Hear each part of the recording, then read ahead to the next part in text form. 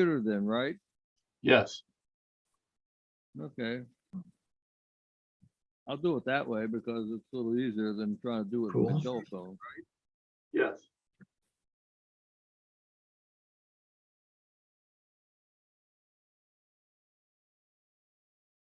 Yep, there goes that picture again. All righty. Gotta bring my Zoom window back up. All right, here we go. This is the fourth week of this Applicology, or this applied practical philosophy stuff.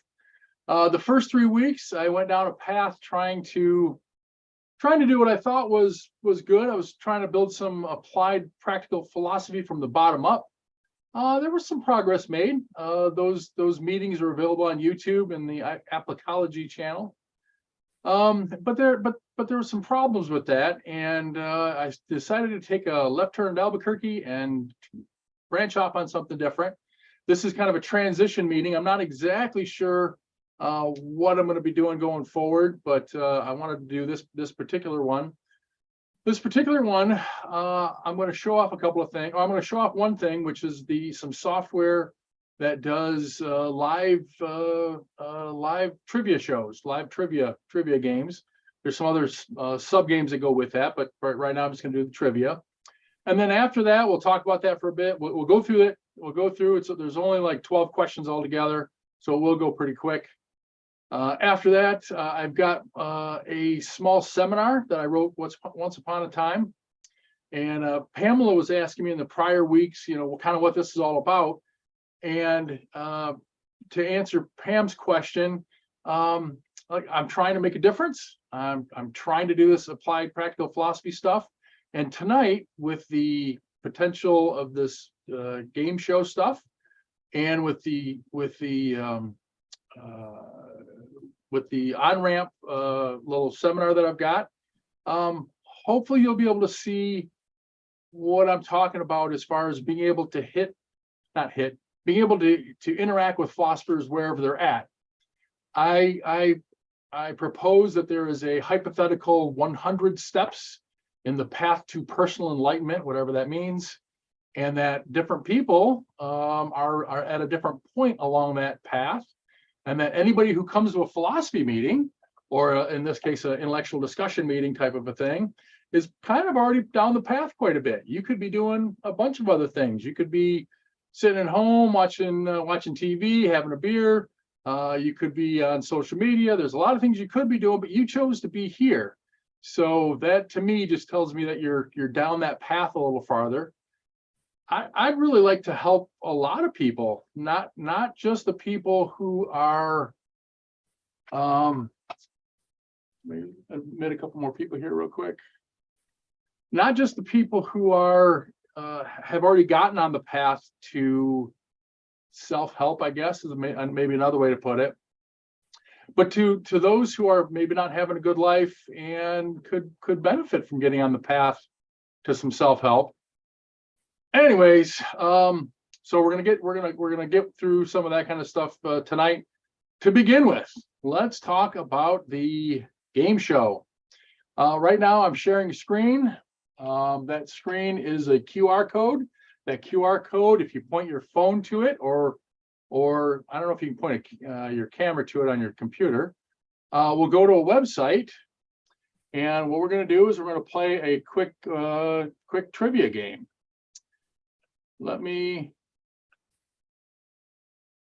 Who does anybody need help getting to that website? Anybody who wants to play? You don't have to play. You can just sit back and spectate. But is everybody getting to it who wants to get to it? Yes. Awesome. Yeah, I'm just waiting for the game code. Okay, hold on a second. Lee, I'm not able to get into it. Do I have to have a download on my cell phone for it? Nope. If you go, I see you have an Apple there. If you go into your camera and take I'm on my cell phone. I know. Your cell phone is a camera, right? Yeah, on my camera. Go into camera and point it at that code, and there should be a pop-up that says, hey, let's go to a website.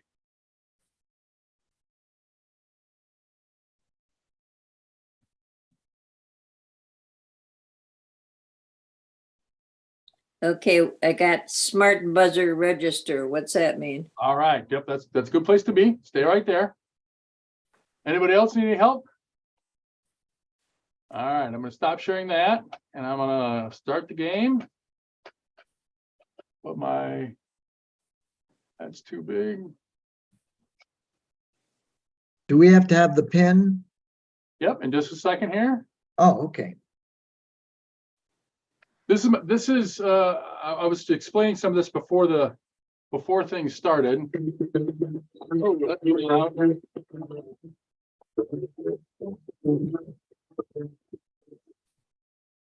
Was that really loud for everybody? No, Did you hear music in the background? no. No, it was muffled. It was muffled, okay. So maybe that's just on my side, it's a little loud. So this is a software that's newer to me, so I apologize if I stumble and bumble here trying to get through. So I need to start the game, but it needs to be not quite as loud. How do I adjust the sound for that one app? Huh.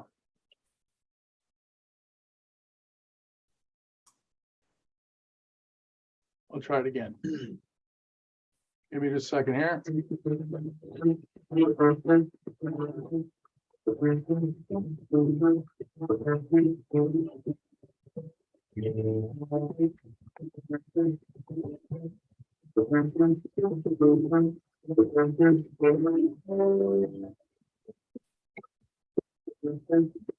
Oh, we got the pin on. there. All right.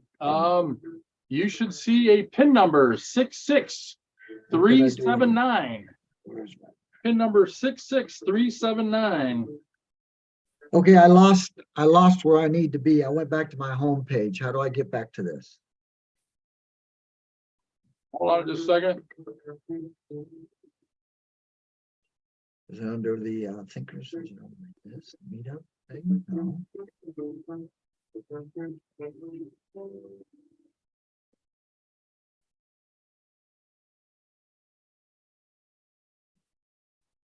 What do you put in for a nickname?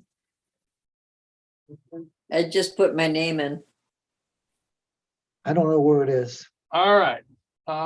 Hopefully you're at a screen and you can push the button. You can put your stuff in there, and you can, as you push the button, it should circle the green arrow next to your number, so that way you know that you're in and you know that it's working.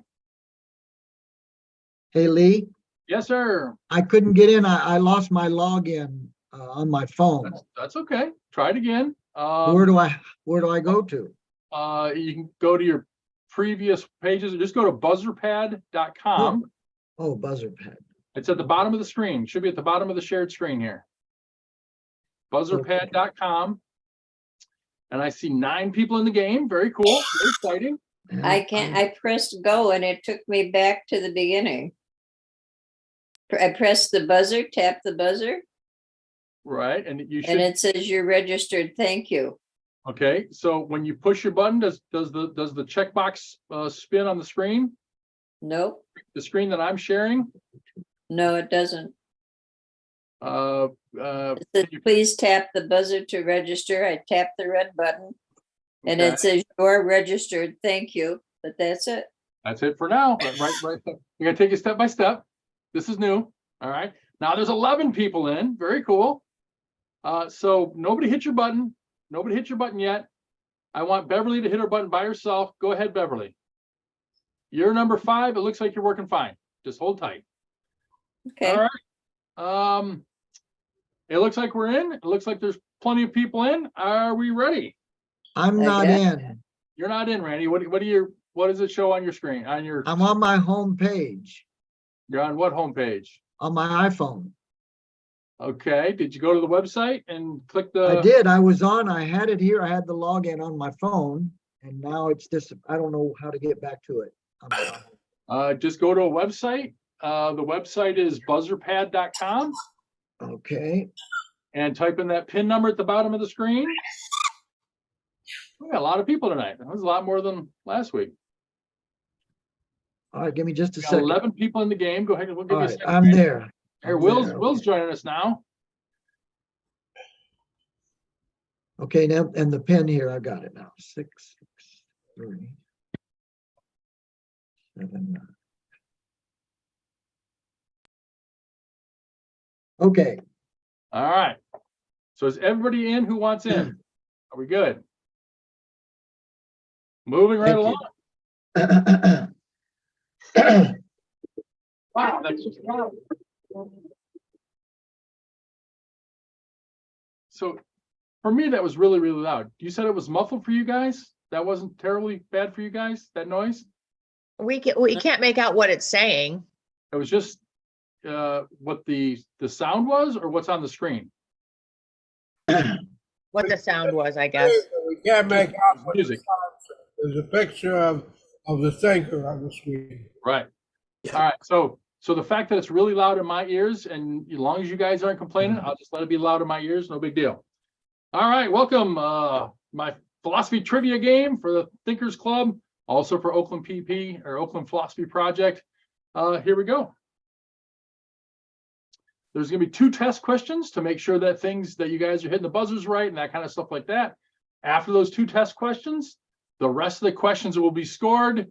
At the end, whoever's got the high score gets all the accolades. Woo! Are we ready?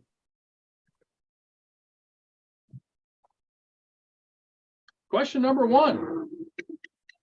30 seconds to answer. Have you played one of my trivia games before? Some of you have, some of you haven't. Good.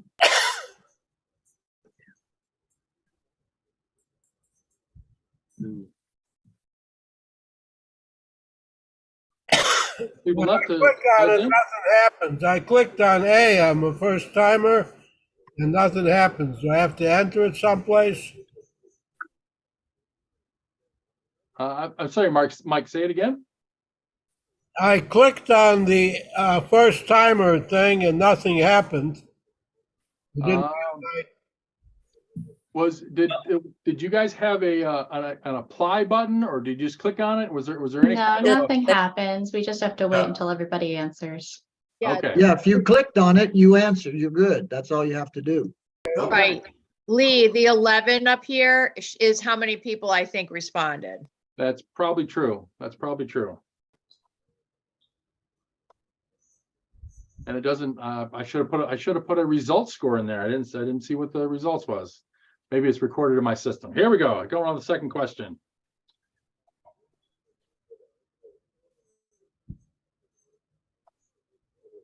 Do you agree with Socrates? By all means, marry. If you get a good wife, you'll be happy. If you get a bad one, you'll become a philosopher. Why isn't it counting up who's answered? Unless nobody has yet. No, it's not taking it. Yeah, Taking it. the answers are grayed out. Yeah, it won't Yeah, take my that's name.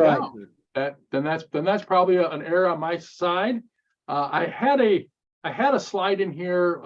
Questions show up on my side of slides. I had a slide in here that was about atheism and stuff like that, and I decided, nah, I'm not going to go down that path. So this is the last thing I changed, and it looks like I didn't change it very well. Okay, hopefully the rest of these will run smoothly. Just for those who are on camera, raise your hand if you agree. Okay. Oh, I had hit go. Now give it a try. It just went, Lee. Still great?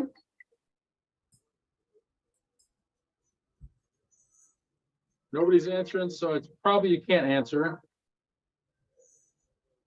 When you hit an answer, it makes it go gray again. You can't hit submit. All right.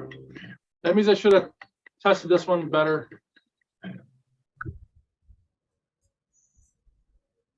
Oh, there's a button on the, there's a pen on the side of the screen. If you pick that up, you'll be able to enter, you'll be able to enter the select button. You have to pick the pen up and I drag. don't, pen, You see a That's pen? interesting. no. All right, well, I see a pen and I just answered. You see my I answer? see. Yeah, I see something there. Yeah, I do see something there. That's the secret. Now, some people don't have the pen, so that's a Yeah. device. That's a feature that. That's- That just shows that I didn't test things properly. All right. Oh, Hopefully the regular stuff goes in. properly. I know there was 1 or 2 people that just joined us. If you'd like to join us, I don't know how to tell you because I don't remember what the number was. 66379. So buzzerpad.com. And what was that number again? 66379. There you go. We'll get you into our system. I'm running this through like a little app, which you can't see because my weird phone thing. So it's running on my computer. I'm playing the host with my little app thing here. So I'm just testing stuff out. Sorry that it's a bit rough. Here we go. This is for the regular questions. There will be some points. Oftentimes, if you answer faster, there's more points. Oh, this is a fastest finger question. Only the first person that gets it right gets the points. Boy, I hope I get this stuff tested well enough. Are you ready? Here we go. On the next page, there will be a photo of an ancient philosopher. It has been swirled. It will slowly unswirl. When you buzz in, the unswirling should stop, and I will call on you to get the answer. Here we go. Who is this?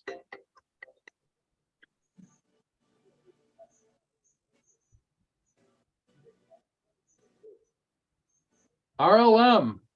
RLM, who's that? Who's RLM? I'm seeing. It's Richard Miga, Richard. Hey, and the Richard. name is Socrates. Socrates. You, sir, are correct. That was a pretty good guess. I mean, that was not a whole lot of picture there. It was a guess. Was there anything that gave it away, or? I know you, Lee. Oh, well, that's cheating. No, it's not. Got inside information. Inside information. Sorry, everyone. Man, okay. Here we go. Here's the next one. This one, you'll need to type in your answer. The first, second, and third people to type in those answers will get some bonus points, assuming I did it right. The allegory of the cave is attributed to which ancient philosopher? 1 is in, 2 is in, 3 is in. Plato, but I can't type. I don't see a place to type. Uh-oh. Right by that little X. There's 6 people have answered so far. You might need to use that pen, Mike. Yeah, but I don't know where to write it. Oh, There's no place to write it. See where I put in all the H's? 13 seconds left. We got 4 people that haven't answered yet. 8 Type seconds. on the line where the Yeah, X I is. don't see any place to type either. Uh-oh. Still. So we have some technical difficulties. Nor do I. So Moses, Melissa, and Descartes got it with a few extra bonus points. 1 person got it wrong, 8 people got it right, and 3 were unable to answer. So those who were unable to answer, what was on your screen? No place to write it. No place to type it. Are you on a phone or are you on a computer? I'm on a computer. So am I. iPad. Uh-huh. Right above the green submit button. Huh. But Whenever I've had people test it, I've always had them test it with the cell phone. I have not had them test it with the computer. So unfortunately, I don't know how to navigate this problem. I think there's on the computer. I now see a place called text, Aha. but let me see if I click it, it'll open a window. No. All right. So we got some few bonus points. Let's take a quick look at the leaderboard. And Moses is out to a pretty good start. Unfortunately, those who couldn't type stuff in may have got a few negative points, so sorry about that. Like I said, this is testing. Hopefully you're having a good time anyways. On to the next one. And I see some green dots, like somebody is writing on the screen. I didn't know that you could do that. That's very interesting. Oh, yeah, that'll work. All right, here we go. Who said, waste no more time arguing about what a good man should be one? Who said that?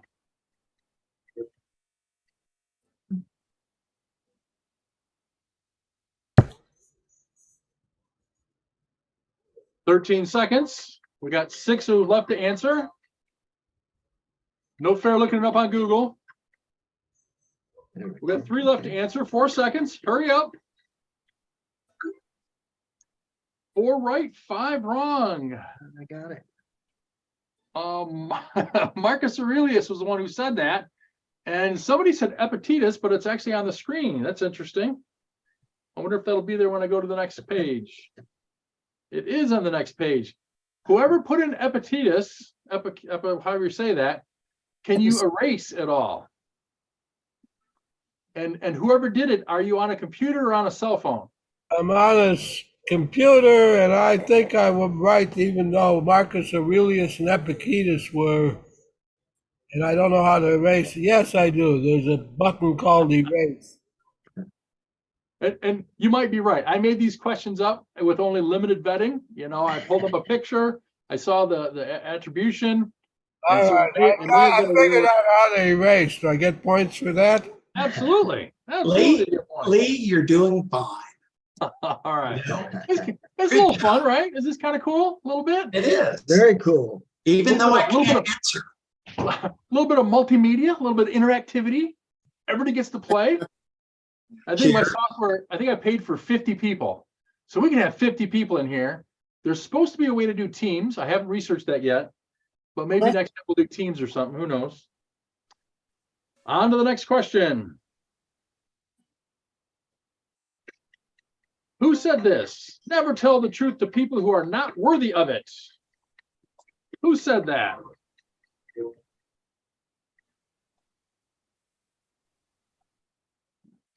"15 seconds. 5 people left to answer. You should know the picture. You should know the picture. Come on now.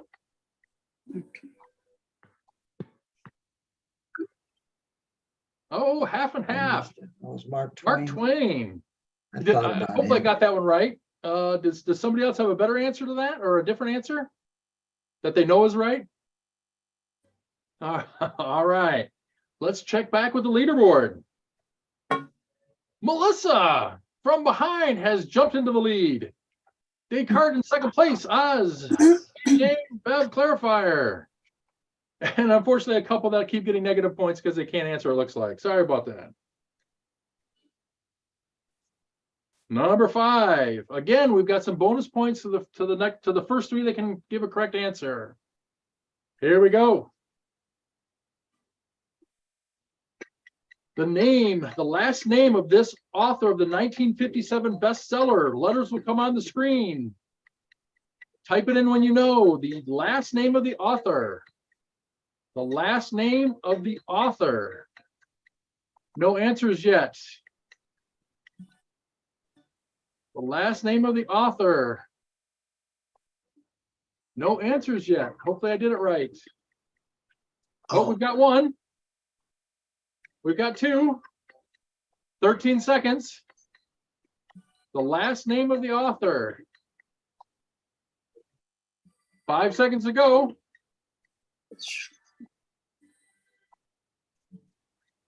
Only 2 people got it right.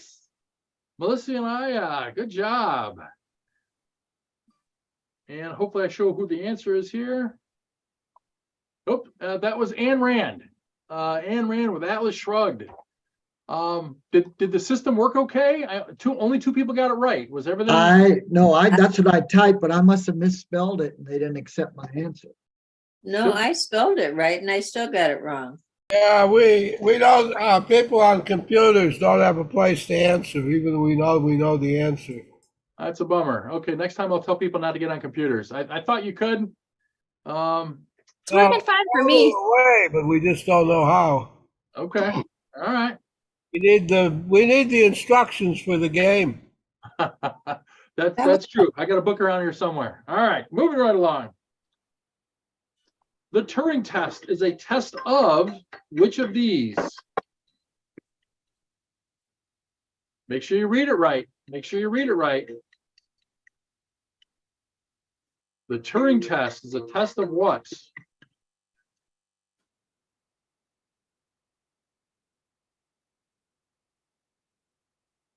Five people to go, 5 seconds to go. 3 people. Nobody got it right. The Turing test, let me see if I show it. Test of computer of whether a program will complete or whether the Correct. program is human. But I Correct. can't answer it because I don't have a box to put it in. So what was the answer? It was about, can I go back? Is there a way for me to go back? You should know, you made the test. Yeah, it was machine, it was the machine one, I believe. Well, You know, that's what I Lee, put. I got that one right Machine learning. away, and it didn't pop up like the last one either. I think the It's not system's rigged against you, registered. Beverly. I'm sorry? I think that you were talking bad about the system and the system's rigged against you. I think it's just making yours all wrong. I'm not, Yeah, I don't know. I don't know why if you're putting it in right, if it's not, why it's I'm not putting going it right. in right. But I two, it checked, didn't take it. I checked machine learning too, and it said it was wrong. Okay, so again with my testing, I need to do some more testing before doing these. Maybe if anybody'd like to help with doing the next one, that'd be cool. Moving right along, number 7. This is a numerical question. 1989 bestseller asserts that there are how many habits of highly effective people? Oh, geez. How many habits of highly effective people? You should have to type in a number. I know that book. 10 seconds. Type in your number.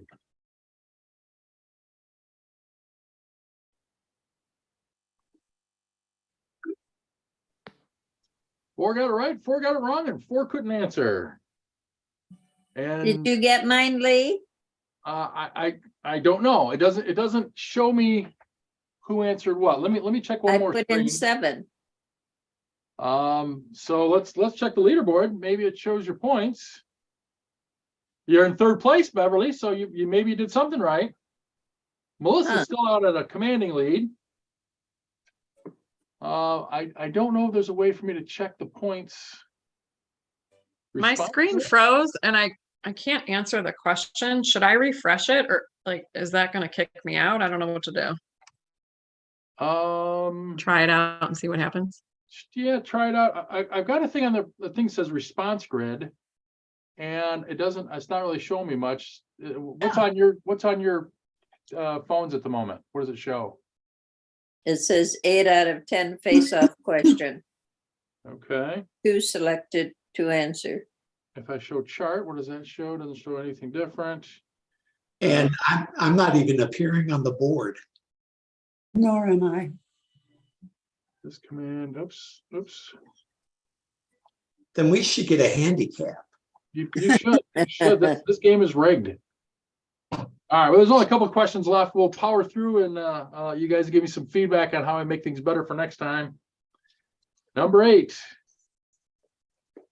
Oh, this is a random thing, and it's going to pick a couple people to answer, if I remember right.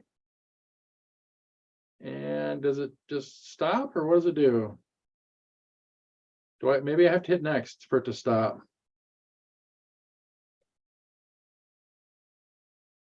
Clarifier and James, you are the 2 people that can answer for this 8th question. Are you both ready? Ready? All right, Clarifier and James, here we go. Ontology is the study of what? Just you 2. Oh, more people are answering.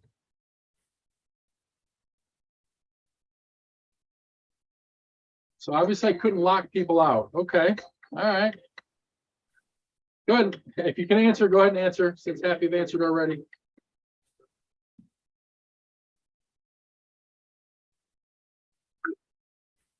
Ontology is the study of the nature of being. 5 of you got it right, 2 of you got it wrong, and 5 didn't or couldn't answer. I thought there was a way for me to lock that down, so only the 2 that were selected could answer. Obviously, that's wrong. We only got a couple left. Check the leaderboard real quick. Melissa's out there, but Descartes has caught up quite a bit. What did I do for number 9 here? Number 9. Answer. I thought there was a way. Who said? Only the 2 that were selected. We're running her. Who said those who you cannot teach to fly, teach to fall faster? Check the leaderboard real quick. Melissa's out there, but Descartes is caught up. Getting some feedback from somebody. What do I do for number 9 here? Feedback's coming from Hillard. Oh, I muted you. 4 seconds left. 4 seconds. Nietzsche. 3 of you got it right. Good job. Yeah. What did I do for the last question? Oh, okay. So this is a 2-part one. So let's look at the leaderboard, so you know what your scores are. Do your scores show up on your phone somewhere? Do you see what your scores are without looking at the main screen? Yeah. All right. So you've known what your scores are the whole time. That's good.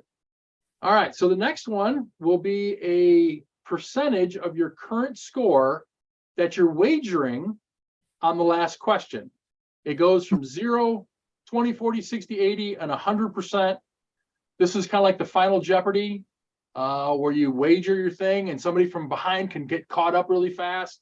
So you got to be calculating how much you're gonna wager. 0, 20, 40, 60, 80, and 100 is what I remember. Let's see what I wrote down. Get rid of the leaderboard. Here we go. Oh, show leaderboard. All right, there's the leaderboard. That's what everybody's got. And oh, I didn't put a timer on this. This is cool. All right, so take your time and pick what percentage that you want to do. Hopefully you guys remember what your score is right now to see if the percentage is applied correctly. Make sure that the system is applying the math correctly. We got 4 left to answer, but I think 3 of them can't answer. So we'll just move on, I believe. Here it is. Who said, if you're the smartest person in the room, then you are in the wrong room? Who said that? Who said that? You can always wait for the picture to show up.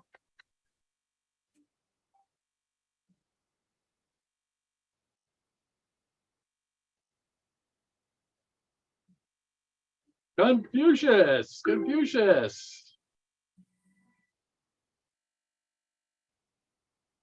Thank you for playing. Hopefully there's a ending thing.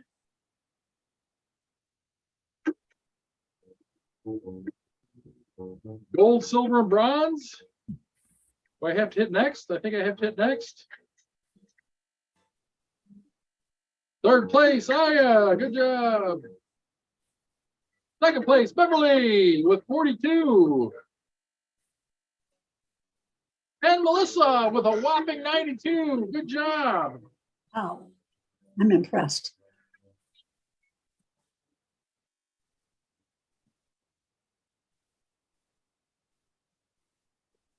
How did somebody wind up with negative points? They didn't play. Oh, they were penalized for not playing. All righty. Well, wasn't that fun? Maybe for some. How do you get out? It was fun. So what do you guys think of that craziness? I like the concept. Yeah, it was fun. Did the percentages thing work at the end? Did they apply the amounts properly? I didn't really look.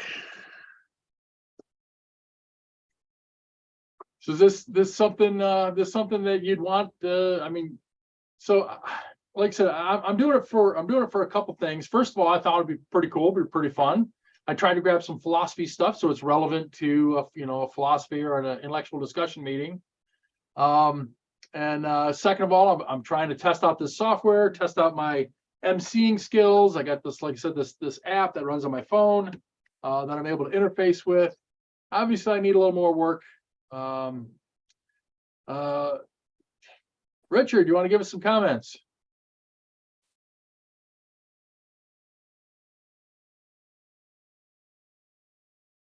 No?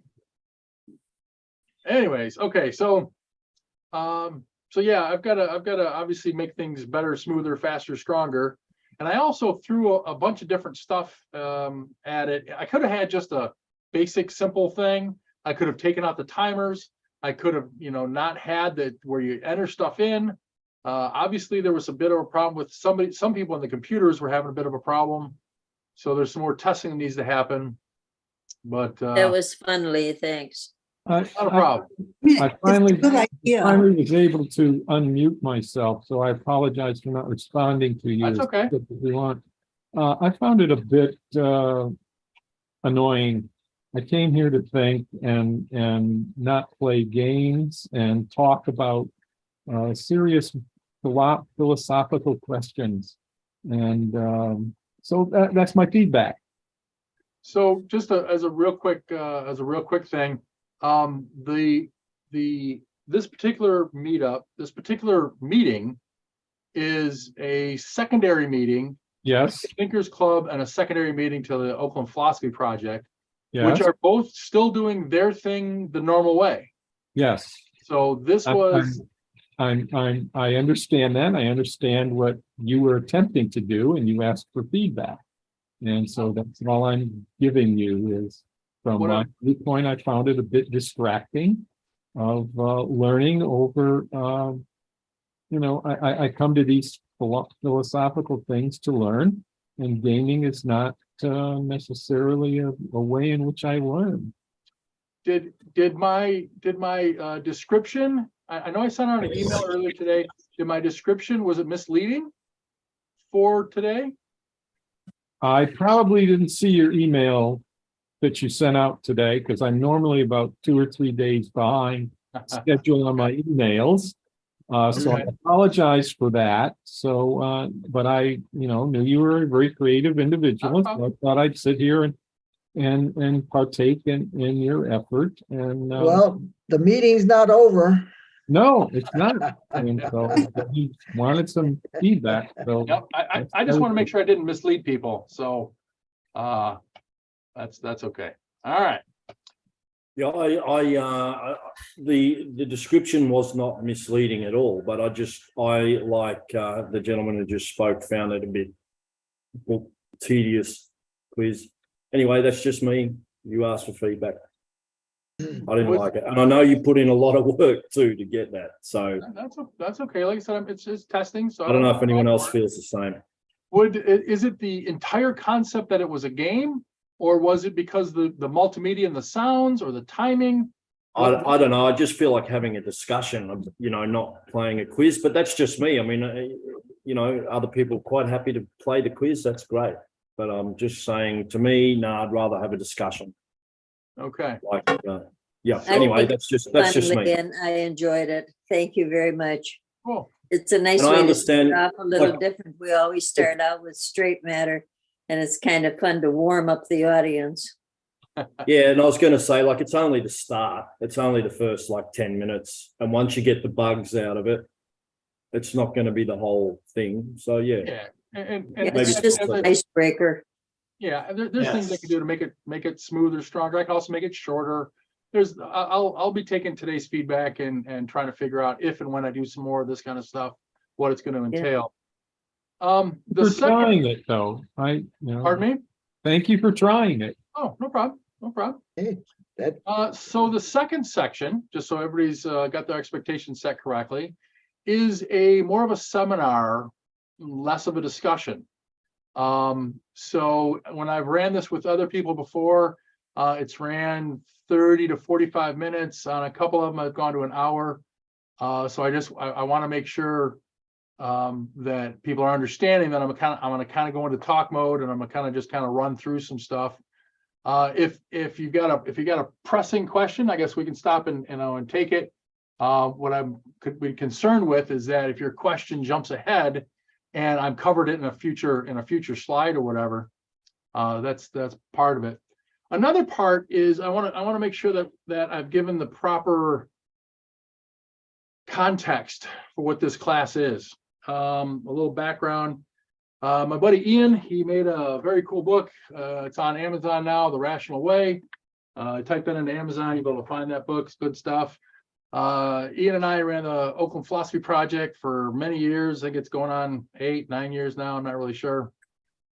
And he put a challenge to me because he was working on his stuff, and he said, "Hey Lee, could you make something that Ian and I we've got a bit of a disagreement as far as who his book is for. I think his book is for kind of a higher audience, or more somebody that's down that path a little farther." And he said, "Well, okay, what can you make something that would be appropriate for all audiences?" And I was like, I said, "That's a great idea." I said, "The stuff that I've worked on has been for kind of a higher audience as well. So this is meant for, this on-ramp is meant for anybody. Like it's meant to not have too many, $5 and $10 words in it. It's meant to not bring in too many concepts too fast. It's meant to, when I go to Thanksgiving, nobody around my table really wants to talk about philosophy and intellectual, pursuits and stuff like that. They all want to talk about current events and whatever. Right. So this is actually geared towards a little bit lesser of an audience, but hopefully you can still get something from it and give me some feedback. Any questions before I start?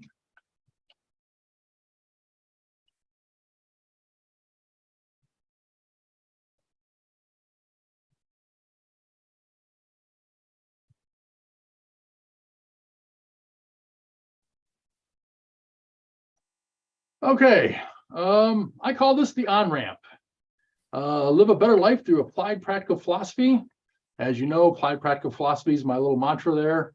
Applicology is the word that I use to represent that. So this is the on-ramp. Let me see if I can use my space bar. This is not medical advice. If you need medical advice, go to the proper practitioners. We've got a couple of therapists in the various groups. So I'm not trying to give any kind of medical advice. We're talking about your life. We're talking about trying to live a better life. We're talking about the expectations for your life and a path to thinking better. Who is this for? If your life is perfect, if you've got life figured out, this ain't for you. My opinion is, if you've got life by the ass, you just do what you're doing, right? There's no reason to do self-help. There's no reason to do philosophy. If you're living an awesome life, there's no reason for you to do any of this kind of stuff.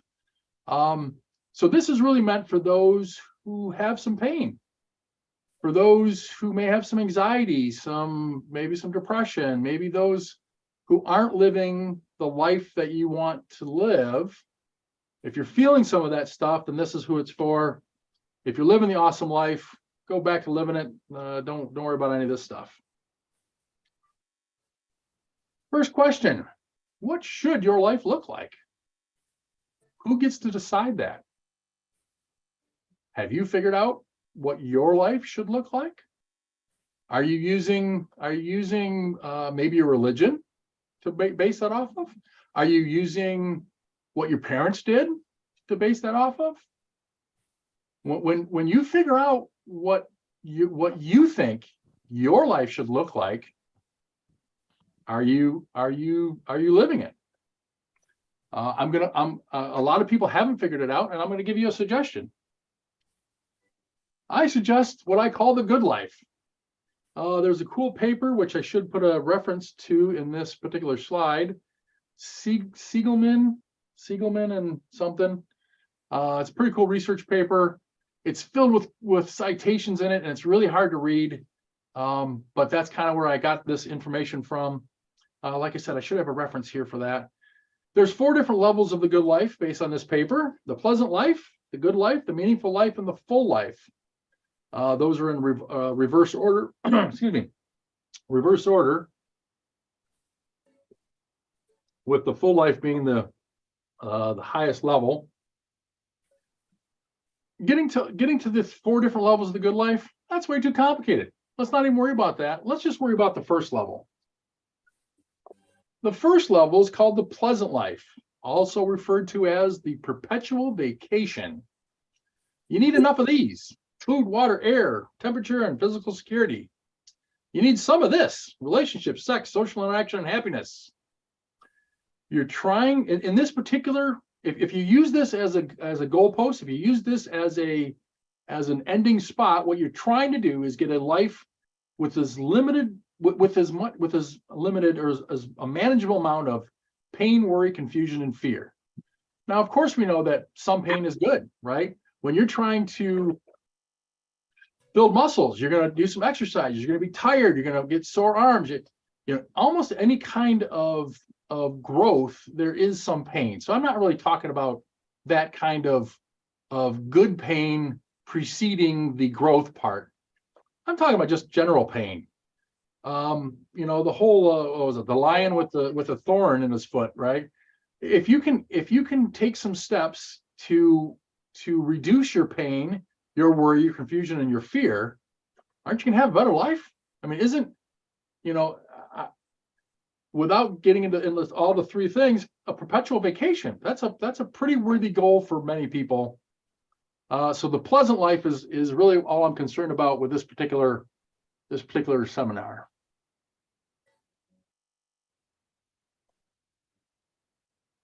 So let's measure. I want you to measure against what I'm calling the pleasant life. How are you doing? Can you adopt this pleasant life model? Should you adopt this pleasant life model for your life? I mean, do you have pain, worry, confusion, or fear that you should or would like to reduce? If so, that's kind of what this whole thing's about. This is hopefully going to be a path to help with that. It's not going to solve it, but it's going to be hopefully a help with that. It should be kind of important to you. I would hope that would be important to you. Who's got life kicking by the ass? Who is already in the pleasant life? Who's living large? Who's living pretty good? Anyone? Yeah. Awesome. The difference between where you think you should be and your measurement of yourself, well, that's the work you got to do, right? If you choose to adopt the pleasant life as a goalpost or as a goal, a life's goal kind of a thing, at least at the first stages, get into the 3 other stages of the good life later. If you adopt that one and you're not there yet, that's the work you got to work on. That's what you got to do. A new term. This is we got to get a few new terms. I don't want to hit you with too many terms, but here's one term. It's called cognitive dissonance. It's a feeling you get when you behave differently than what you believe, or new information comes in that goes against what you already believe. You don't feel right. You should exercise, and you hit that piece of chocolate cake, and it's like, oh, I know I'm not supposed to be doing this, right? This is your conscious. Your conscious will talk to you. Your conscious telling you don't do that. The philosophers and the psychologists, correct me if I'm wrong, they use a term called cognitive dissonance. And cognitive dissonance may not be a bad thing. If your conscious is getting in your case and complaining when you know you're not doing what you should be doing, when that happens, you should actually listen to that. Cognitive dissonance is a tool. Your conscious is a tool. It's a valuable tool to let you know when you need to do some work. You should pay attention to it.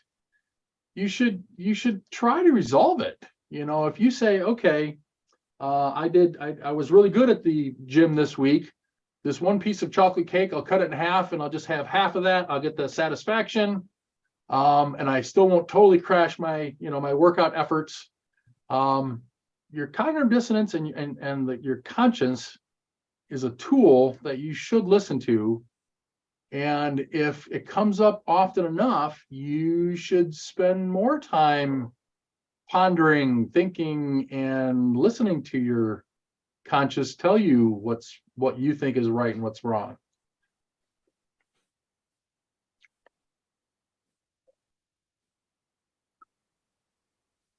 All right, so let's assume that most of you, of course not all, but most of you are not quite living the pleasant life yet.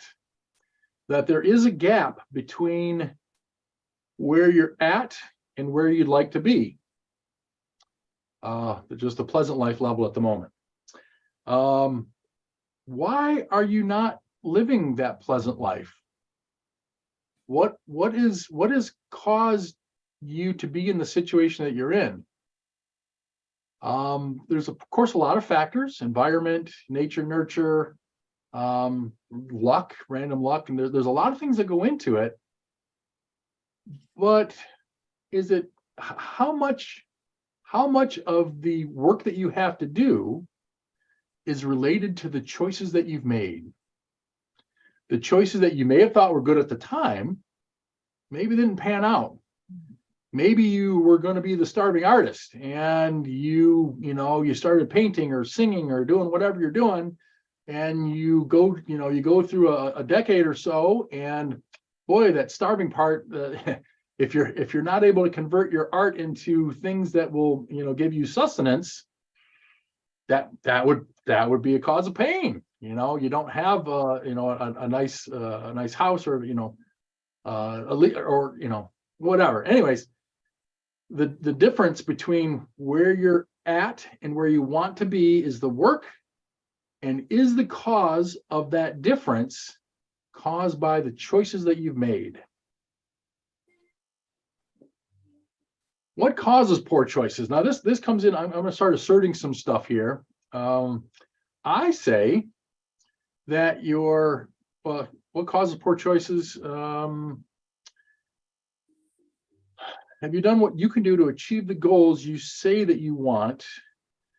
This slide needs a little bit of adjustment.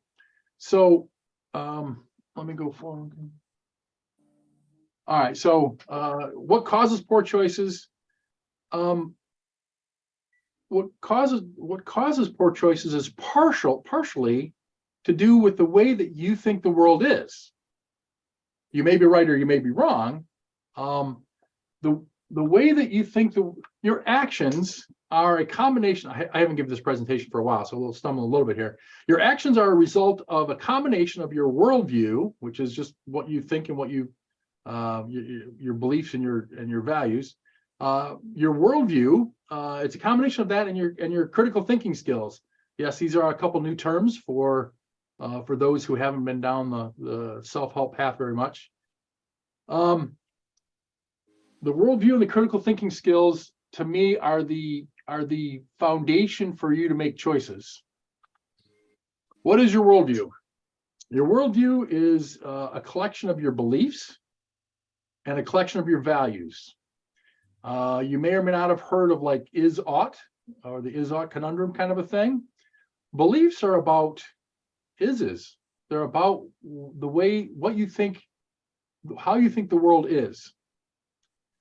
It is, you can believe that we're not in the matrix. That's come up in the past. And that's either true or not true, but it's not as important. It's not as so much important of whether it's true or not, because it's your choices are based on what you believe. So what you believe in combination with what you value. So let me see if I can give an example here. I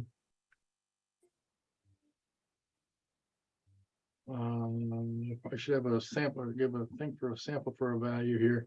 So you're on an airplane, the airplane loses cabin pressure, and the masks drop down. You believe at that moment that you probably that you value breathing. You believe that the plane has got some kind of a problem and breathing may be an issue. So you take the action of grabbing your mask and putting it on. Of course, you do your own before you do your kids and your spouse and everybody else's, right? It may be false that the plane is losing cabin pressure.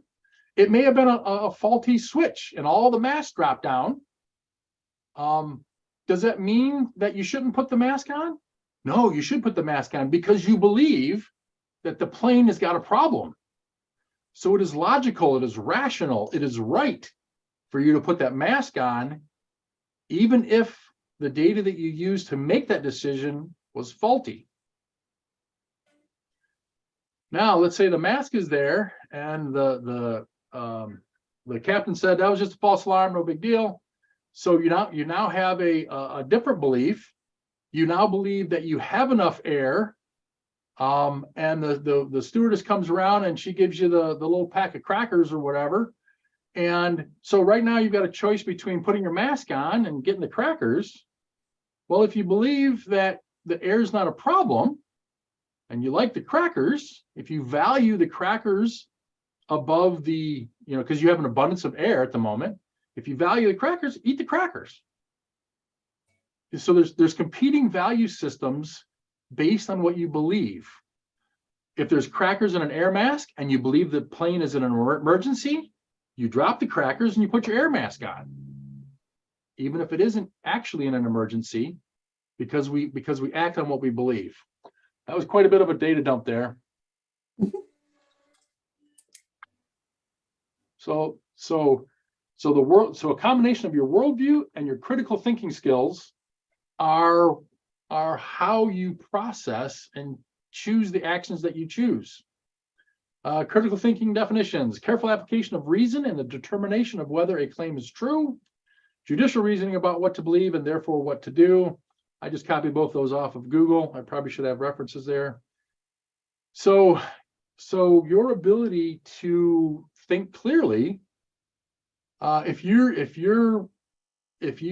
hit the minibar too many times on the plane and you're drunk, your ability to make decisions may be quite hampered. If you didn't understand what's going on, or if you're, whatever, anything that will affect your cognition or your sense data. A couple more terms that I probably shouldn't have thrown out there. With how you think and what you can see and smell and taste and touch. If those things are hampered in any way, then you're not going to make good decisions. So having good critical thinking skills, having a good worldview that's as accurate as possible, should lead you to make better and better decisions. Critical thinking is the gatekeeper. We've talked about the worldview. What gets into our worldview is a function of our critical thinking skills at the time the information is considered. So you go to a philosophy meetup and somebody says some new information there. Your gatekeeper, your critical thinking skills, your cognition will make a determination on that particular piece of data that's coming in. And maybe it's about astrology. And it's like, oh, I know astrology is, hoo-ha. And so you use your critical thinking skills and you maybe discard it. Maybe they talk about some kind of nuclear chemistry that you know nothing about. So you don't have a preconceived notion about what it is. You don't have anything to really churn it. So you put it into a stack that's for, let's think about later. Or the information that's coming in may be something that you've already thought about and you already agreed to. So the new information would confirm what you already believe. So critical thinking is the gatekeeper to keep crap out of your worldview. If your actions are based on your worldview, regardless if the worldview is accurate or not, if if critical thinking is that gatekeeper, it's what keeps out bad beliefs. It's also, it also will allow fewer misweighted values into our worldview. If I'm losing air and I go for the crackers instead, that's bad values. I should, of course, value the air over the crackers. Critical thinking skills is the tool that will allow us to go back into what we were taught when we were young. It allows us to go into our existing worldview and make changes, make corrections. I think I've talked before about being raised in a household that was a bit on the racist and prejudicial side. So I had beliefs that in my worldview, I come to find were wrong. And it took me into my 20s before I realized that some of the stuff I was taught, some of the stuff in my initial worldview was just plain wrong. I used my thinking skills. I uncovered those things. I figured some stuff out, and I got a better worldview 2.0 or whatever you want to call it. So anyways, this is a tool that allows us to look back into what we already believe and identify mistakes and make corrections. Most people had no critical thinking instruction growing up. At least I didn't. Schools really didn't teach it. My parents really didn't teach it. I wasn't a churchgoer, so that I didn't have any influence there. But even extended family, friends, there wasn't any instruction on how to think. Everybody just told me what to think. Oh, you should believe this. You should be left and right, or you should be Republican, Democrat. You should be this, that. This ethnic group is this, and this. These groups and these ideologies mean this and that. And so people told me what to think, but nobody really told me how to think. And it wasn't until much later in life that I kind of figured some of that stuff out. So between the age of 5 and 15, we are installed worldview 1.0. Before 5, you don't know any better. After 15, you think you know it all. But between 5 and 15, in those formative years, you're impressionable. It just flows in, right? You go to school, you go to church, you go to your aunt's house, you go to Christmas dinner, and everybody's talking and everybody's telling you what you should do. Oh, you should be a doctor or lawyer, go to school, get good grades, get a pension, right? You're filled with an entire worldviews full of data. Regardless if it's right or wrong, it's what you got. And between the age of 5 and 15, you really can't help it. It is just your worldview 1.0. Your worldview 1.0 is not your fault. That's a kind of a big one. What you were taught between those impressionable years, not your fault. You were just there. You were just there to pick up that data and internalize it and remember it. And some data, you all probably had parents or somebody that kept telling you the same stuff, the same stories, and the same values, and they just kept repeating it and repeating and repeating it until it became your worldview. It's not your fault. It's not, I would say it's not really yours. Socrates, one of the guys that Richard was able to pick out, Socrates had a saying, the unexamined life isn't worth living. And that's one of my mantra type sayings. And I was like, okay, that's a pretty strong statement. It's not worth living. The unexamined life. What is the unexamined life?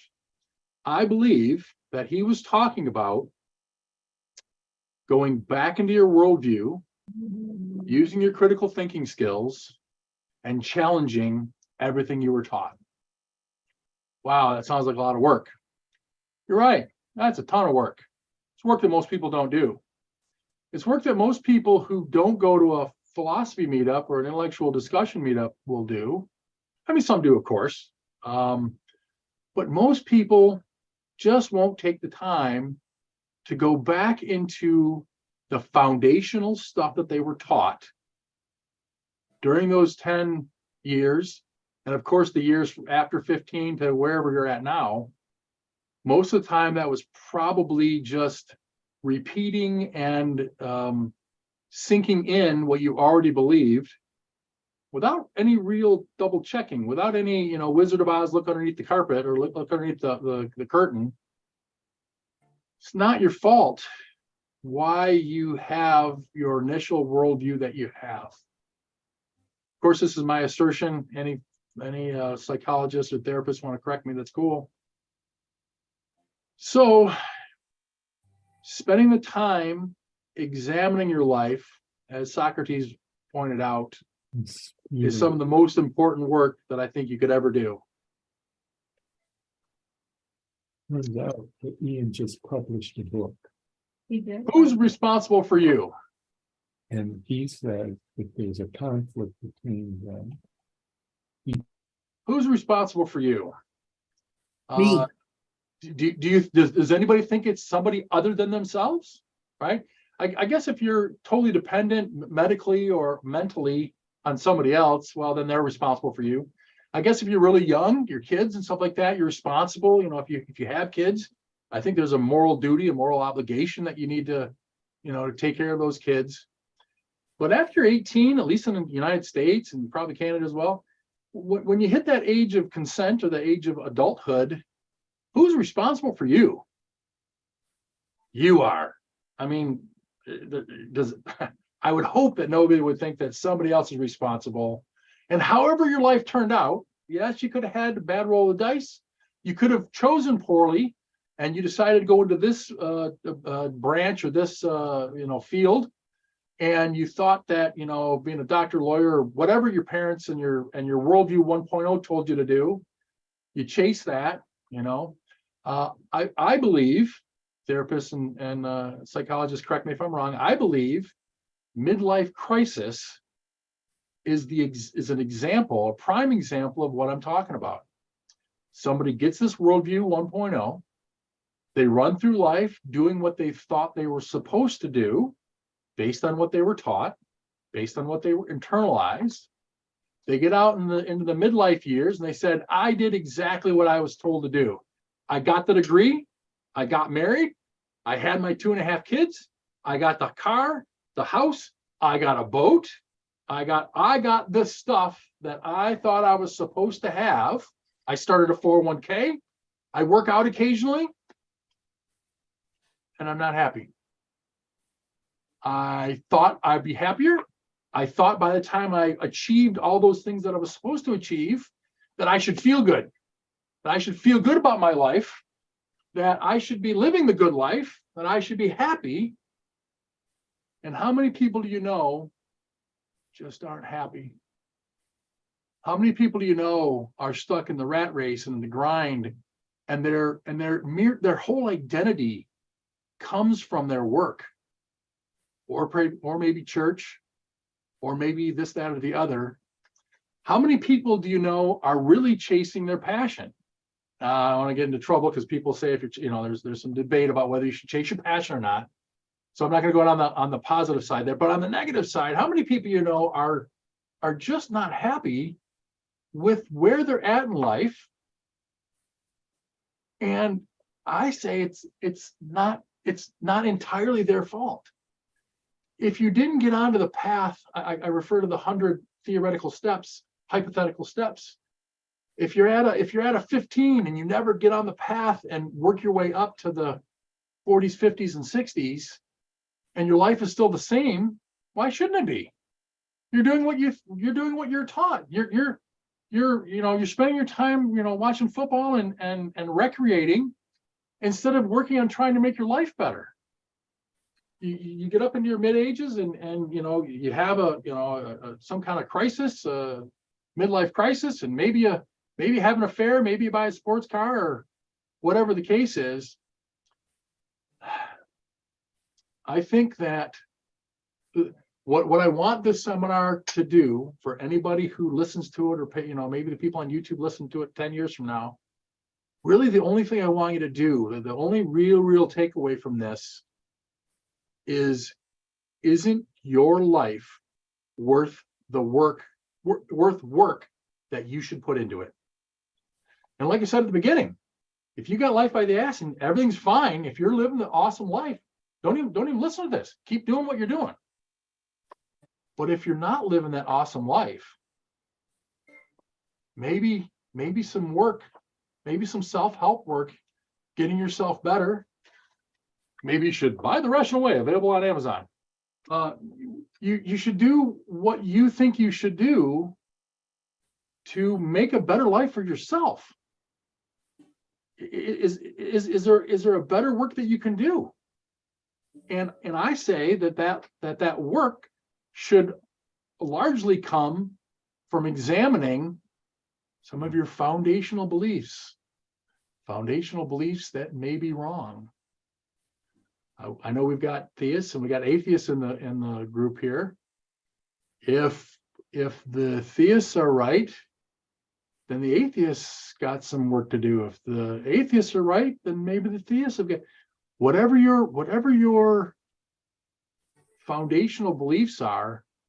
If you have it wrong, let me go back here. If you got some, maybe I could cover that later in this. All right. Roadblocks to the pleasant life. What pain, worry, confusion, or fear do you have controlling your life, if any? So if you were to assess your life, which hopefully you've been doing a little bit during this presentation, if you were to assess your life and you have some pain, worry, confusion, or fear, could you list those three things? Could you list the top three things?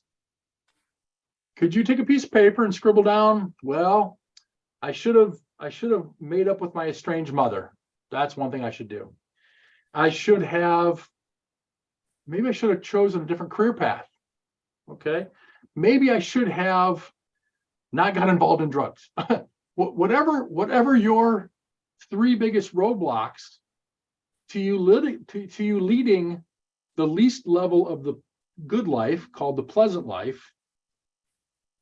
What are those? What could three of those roadblocks be for you? I'm not here. A lot of people think philosophers try to tell you what to think. I'm not trying to tell you what to think. I'm just trying to help you on how to think, or at least how, some concepts of maybe what to think or how to think. So you list your three biggest roadblocks on your paper. From the three listed, which one to you is your biggest one? Put a star, circle it, put some asterisks, whatever you want to do. If you can identify your biggest roadblock to you leading a good life,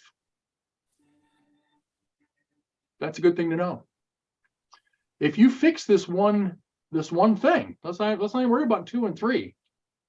The one thing that you've circled or starred that you think is your biggest roadblock to leading the life that you think that you want to live, there's a lot of yous there. If you fix that one thing, can you imagine the difference to your life? Can you imagine what kind of life you could be leading if you could get past that one thing? Getting past it may not be easy. Getting past it may have you. I started little side story. I spent some time and became a certified life coach. I took 4 different independent classes, and then I qualified for the master class. I started doing a little bit of life coaching, and unfortunately, I think I had enough skill.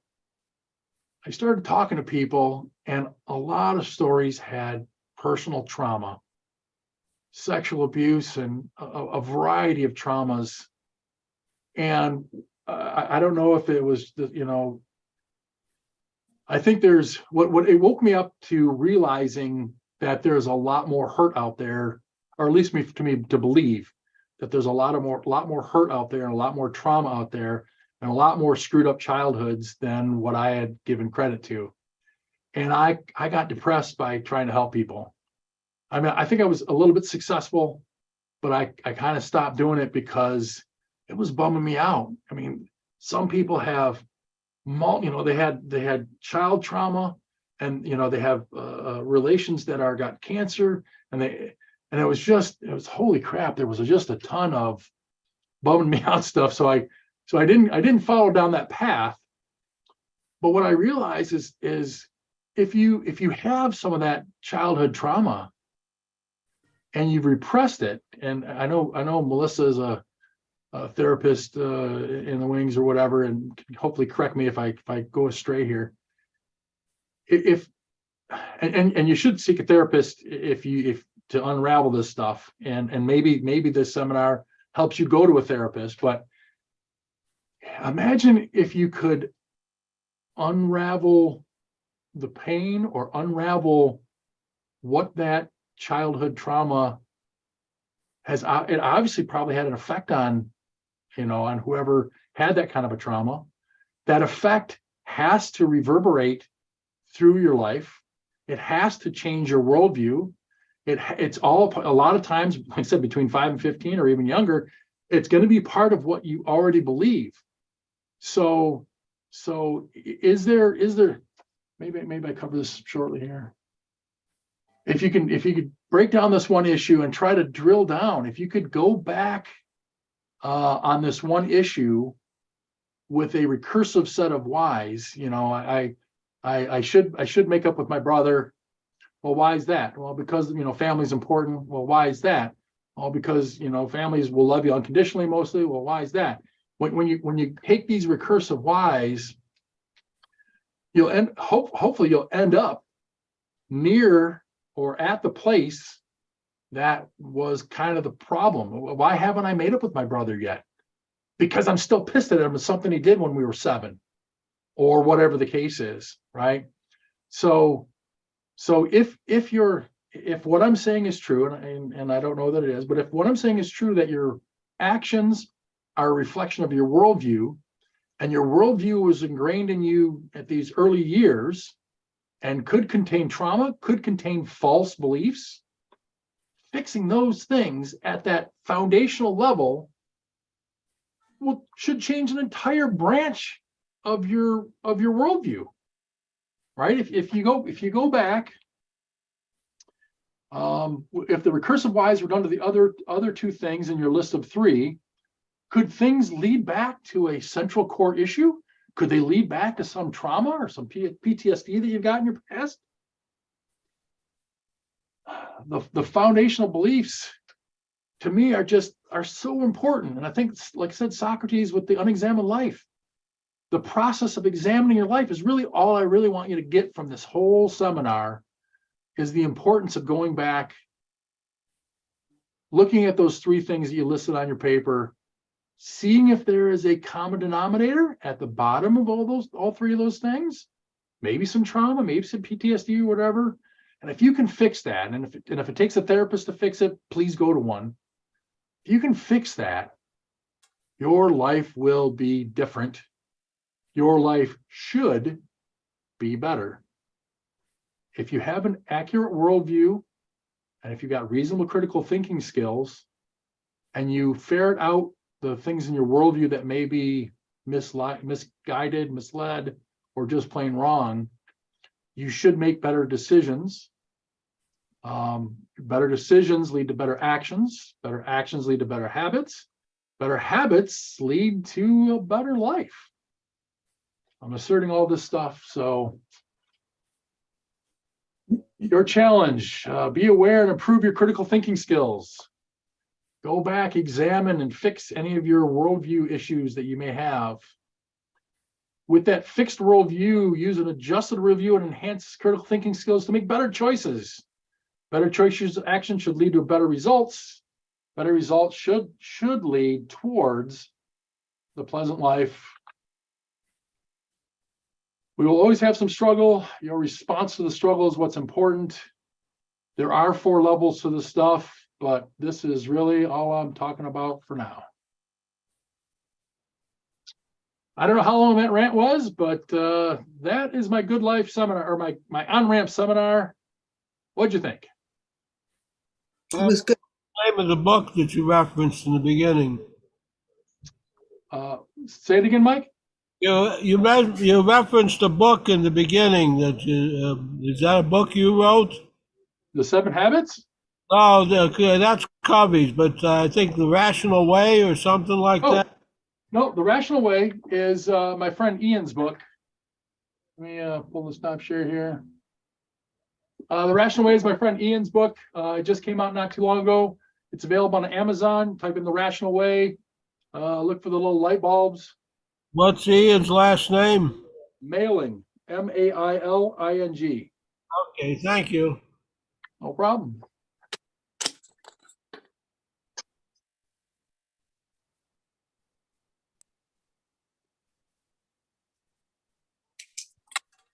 Does that book cover some of this material or? So my assessment of that book, the book is for people who for people who are down the path a little farther. As I prefaced before I started this little seminar, this was meant for pretty much anybody. I tried to stay away from the big words. I tried to stay away from the heavy concepts. I wanted to make an impact, so I had to get in there a little bit, and just and try to highlight some of the stuff that I thought was important. I just want people. So my Applicology project, the way I'm going to try to score this personally is if people are on this 100-point theoretical scale, and that's just my assertion that it is 100 points or whatever, 100 steps. And there's a bell curve of where people are. That's probably normal. My point system will be decided based on how many people I get to go up, how many steps at 1 point each, right? So if I talk to one person, and I do my life coaching or whatever, and I take that one person up 10 levels from wherever they're at. Let's say they started at 20, I took them to a 30. That'd be 10 points. That's pretty good.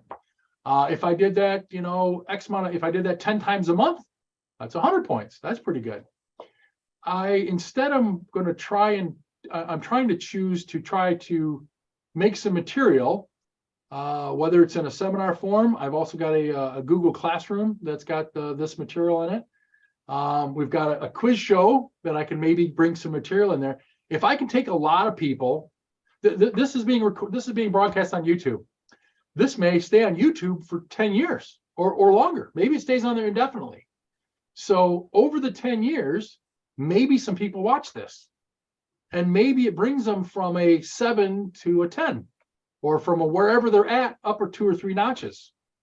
Those are all points that I'm counting for whether or not I'm effective in doing what I'm doing. Nick, go ahead. I have a lot to say, but I'll try to piecemeal it and probably even just shut my mouth. Before you start, go ahead and talk as long as you want, as long as there's not other hands raised. If you see another hand raised, try to make a stop point and we'll come back to you. But other than that, go ahead and run. Well, maybe I can do it a little more productively than me just rambling on. If it seems to me that your primary purpose is self-help, then why are we, like in the first couple of weeks, we were like debating the matrix and existence. It's like we were doing like the metaphysics of ontology, right?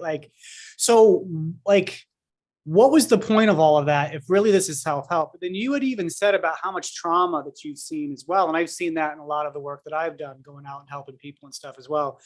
And so it's like maybe like psychology and that type of stuff probably has more to do with helping people deal with their trauma than basically trying to recreate an alternative metaphysical system. So I am confused as to like, really what we've been doing. And then the thing I would say to you personally, and don't take this as an attack, Lee, but like, it seems that you're creating unnecessary complexity to stop doing the actual work. Like if you wanted to start organizations and seminars to help people with trauma and self-help and things like that, like you certainly don't need to discuss the metaphysical foundations of existence. I can assure you, nobody's going to ask you, if they're going to give you some money to like charity, right? Nobody's going to be like, so like, what do you think about being and existence? Like, I just don't see that as being the case. So I'm confused as to what exactly we have been doing. Over. That's a good question. And unfortunately, the answer is probably a little more complicated than I want to give time to here. In a nutshell, for me to, the way I want to go about this is through what I call COGL, which is an acronym for the Council of Ethics and Good Life.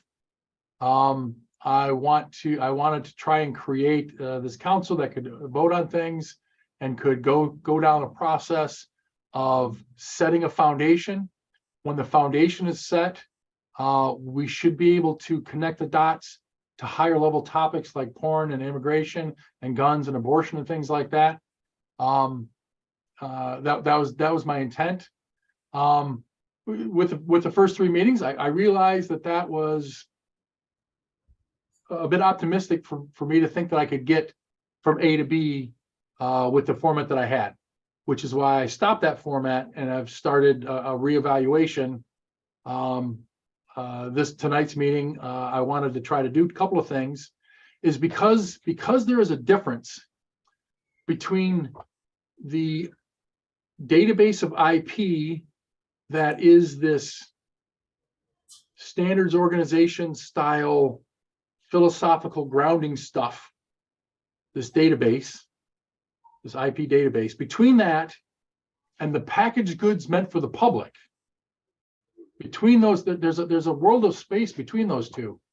Tonight, I wanted to show that, like the seminar that I just gave, was not meant for our normal philosophy group. I mean, it could be, and maybe some people got stuff out of it, but that seminar was meant for the general public, right? I may just clip that piece out of this 3-hour or whatever, however long we're here. I may clip that piece out and do a little bit of editing to it and put it up on YouTube as its own piece, meant for normal people to try to get on the path of self-help, right? So I've got a larger plan. These pieces, maybe I should have started with the COGL plan and tried to illuminate everybody to this crazy council idea with all of its iterations. I said, people aren't gonna really respond to that. They will probably respond to a hot button topic like porn or abortion or whatever, guns.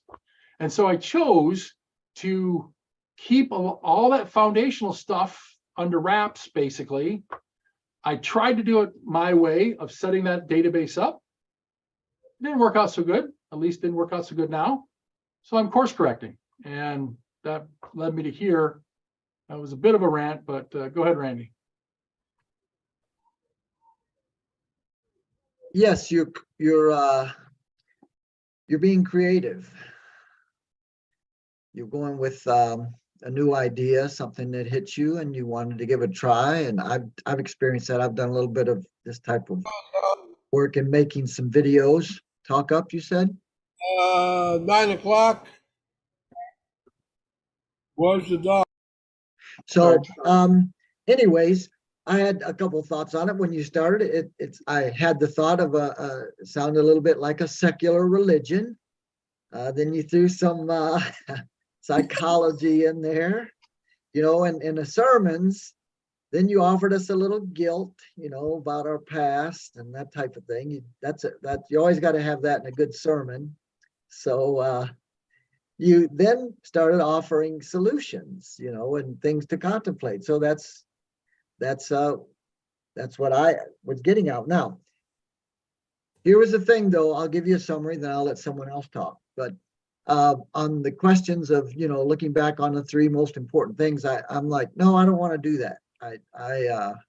I choose not to look back. But the question that it came to me, that even with your story, and I think this is something that each and every person can look back on their life, but you can make a new story. So the question is what do you want to create in the future from this point on? Because this is what you've got.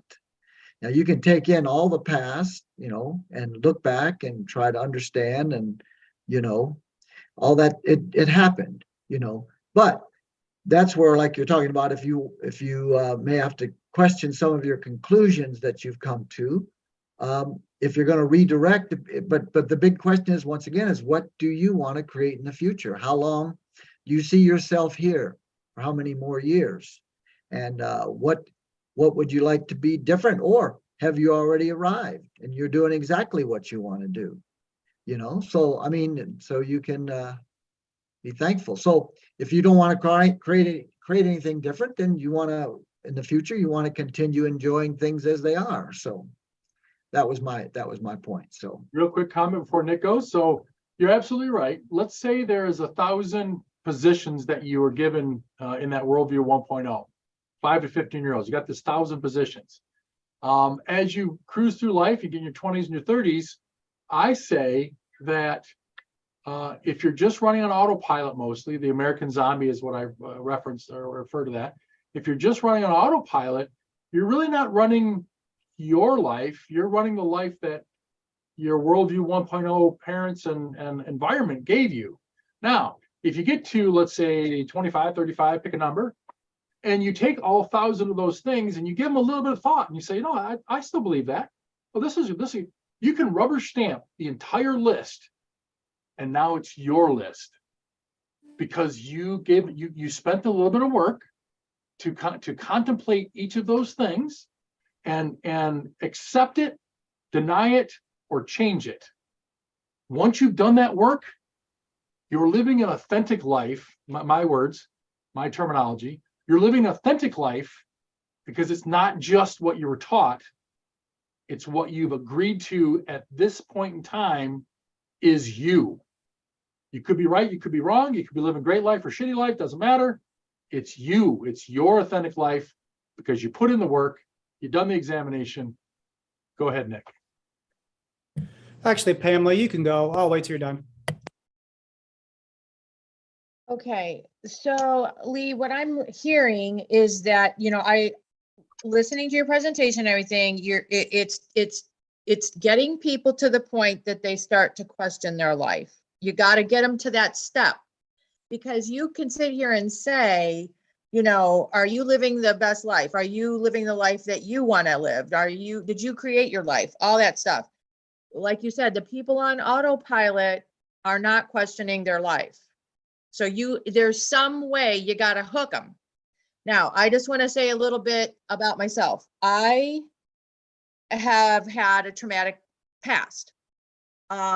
And I had to do a lot of research. Well, I didn't have to. I mean, I guess I just did. Something inside of me made me do a lot of research on my own and start to question things. And like you said, start to evaluate the past. It's in my case, I had to do, or I wouldn't have been able to move forward. So I don't know. I mean, it was just something in me. Nobody said, hey, you know, did you ever think it was this? Or it's like, it went on for so long that I was like, what is going on here? Because this is not me. And then that's when I started to do the research. So again, I just wrote, you need to make them question where they are in life and if it's working or not for them. I can't necessarily help you on how to get them to that point. I don't know. It just happened for me. So it sounds like, so before that point, before you had that change my life moment and chose to do the research, were you just kind of existing? Were you part of that American zombie that I referred to? Not really. I mean, I was partially the American zombie. I mean, because, you know, life was life, but I realized that the life I was trying to create wasn't happening. Like I couldn't figure out why things weren't going the way I wanted them to go. And that's where the research had to come in, because nobody, there aren't people standing around you saying, hey, you know what, maybe you should consider looking into the, you know, they don't do that. You have to take it upon yourself and be responsible if you're at that point. Is it a fair assertion? Is it a fair measurement that generally speaking, people are on the path to self-help or they're not? There's not much fiddling around, right? If you've, I see Nick shaking his head. If you're on, once you kind of, this is my assertion, once you start down the path of trying to make yourself better, it's kind of addicting, I think. Yeah, I would agree. It's baby steps for some. Yeah. Mm-hmm. And for those who aren't on the path, they're just really not on the path. They're not on the path, right? I'm sure there is still a bell curve, but I think it's Yeah. really skinny between the on and off. Go ahead, Nick.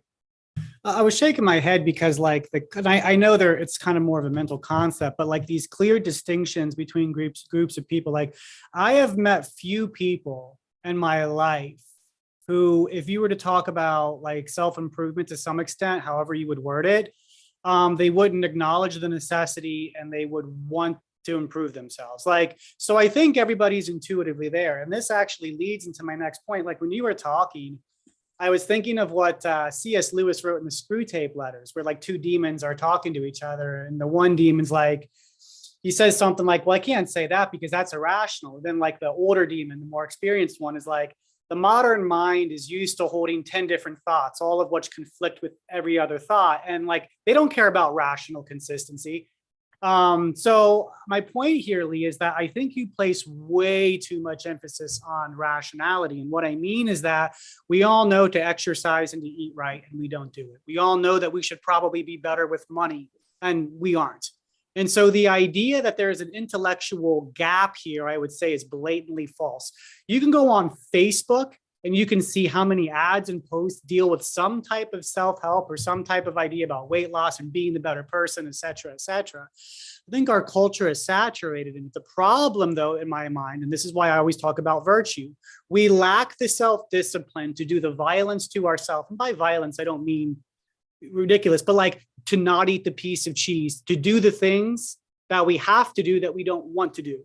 The path between A and B is not forged in intellectual awareness, but doing 50 things you don't want to do and doing them with joy, right? Like shocker, you can do something you don't want to do with joy and fun. And by the way, a huge chunk of those things that we don't want to do really mostly involves showing up. They're not even that difficult, right? You have a few difficult tasks that might actually take some physical labor and what have you, but so I think that the lack of willpower, the lack of self-discipline, the lack of virtue, which yet again is this character disposition to do, like, to be honest, to be truthful, to be diligent, to be vigilant, right? Just the self-discipline necessary to do these things. Like you can literally go on YouTube and watch like the inspirational videos with like the music building up and Joe Rogan and all those guys talking about it. And they were like, I wake up at 5 o'clock. I don't want to go to the gym, but I go to the gym. It's just willpower to a certain extent. And I don't want to use that in a technical way and overemphasize it. But I guess I think if you tell 50 people what to do, maybe 2 of them will do it. And the other 50 would nod their head in agreement, basically saying they already knew what you told them.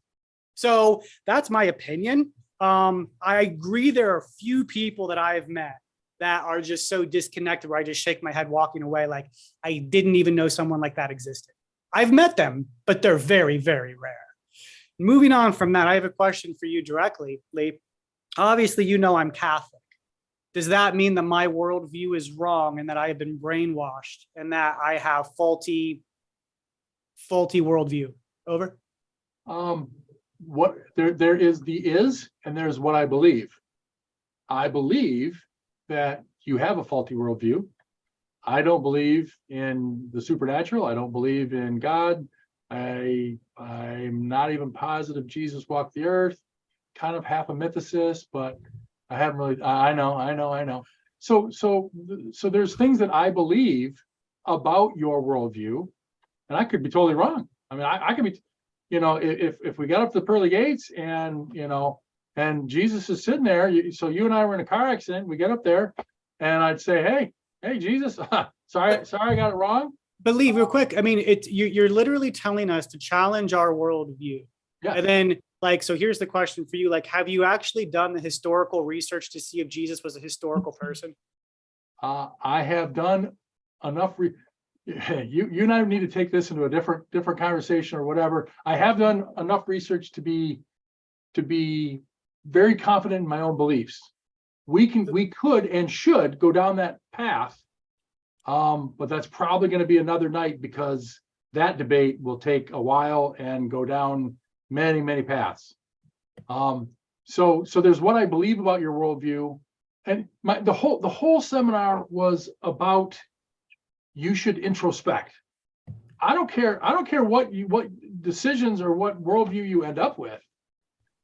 Go ahead. Well, hey, Pamela, you can go.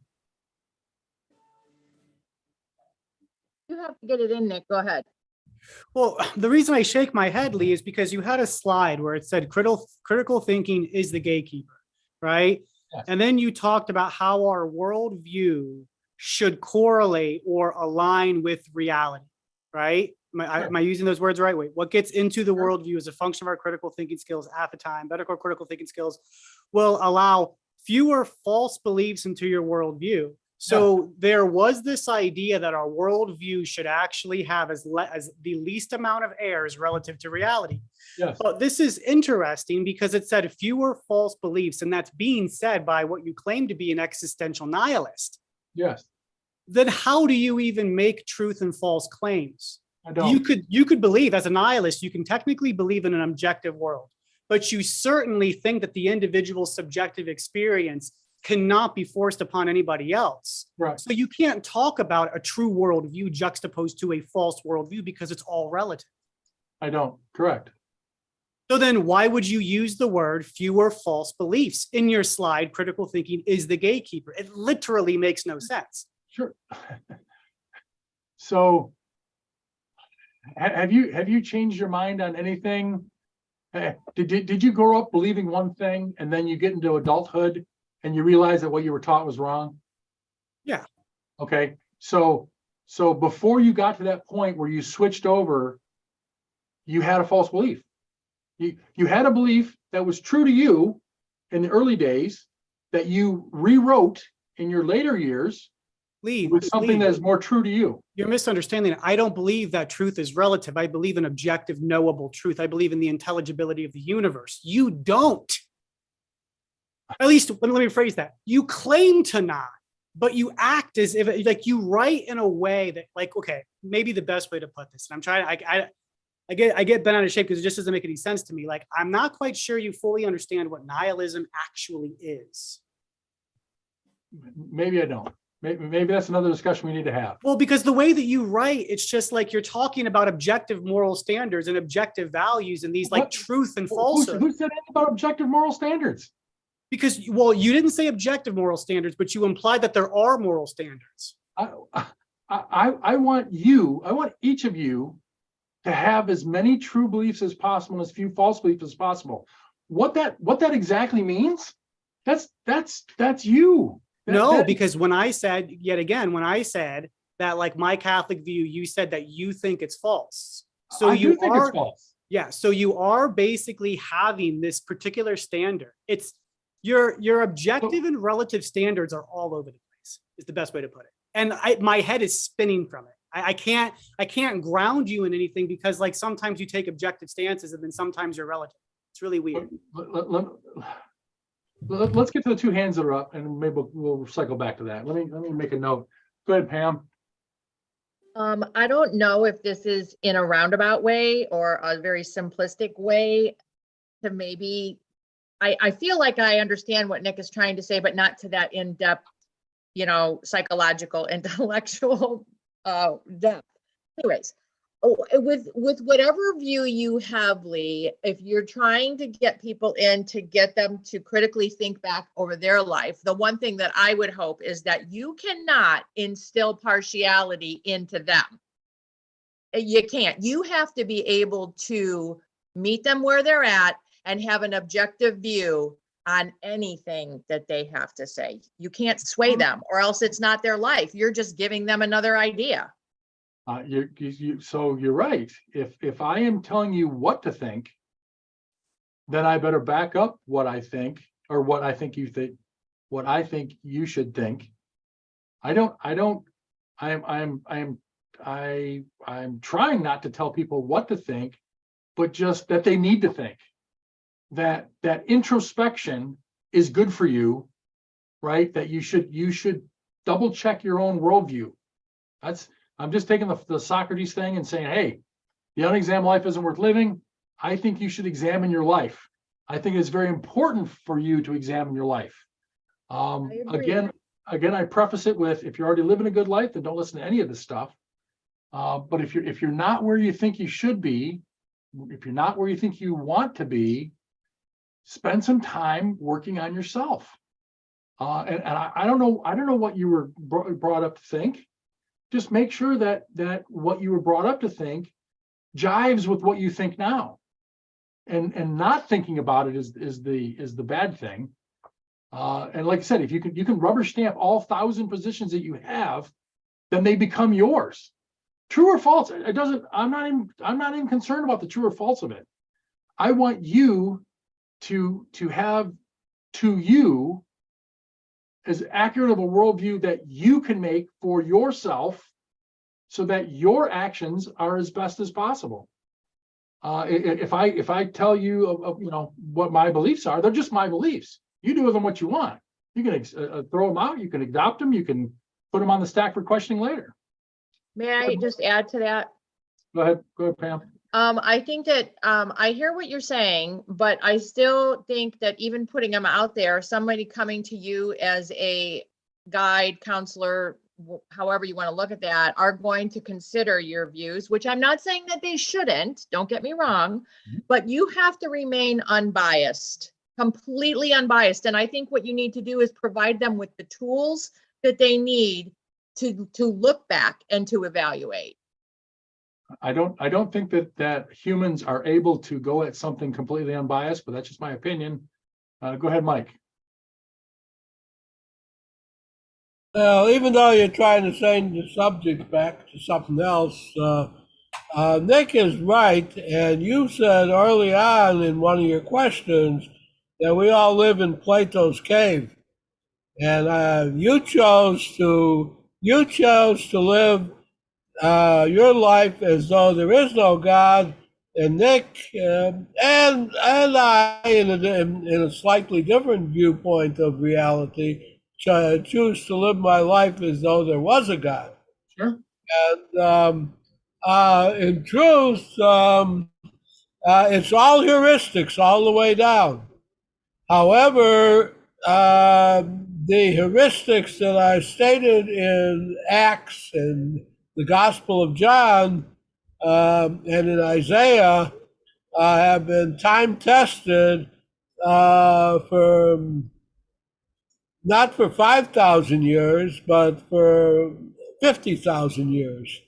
And we're trying, and so we can avoid some of the landmines by following them. You get to rediscover each of those landmines every single day, and that's makes your life a lot more exciting. Plus, you don't have the benefit of knowing that there's more to this life than our philosophy shows. And I feel the balance of my time. Can we all agree that we should live the most authentic life we can live based on our own worldviews, right? We should make actions based on what we believe. We should be as true to ourselves as possible. Go ahead, Randy. Well, one more follow on, and then I'll yield my time to Randy. I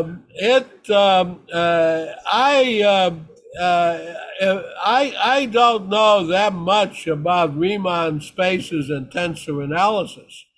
I know enough to know that it's true, and so the concept of multiverses and other things, I ought to try and embrace those in living my life. And if I have to rediscover those each day, I'm going to be I'll be awfully confused by 9:30. Thank you. Randy.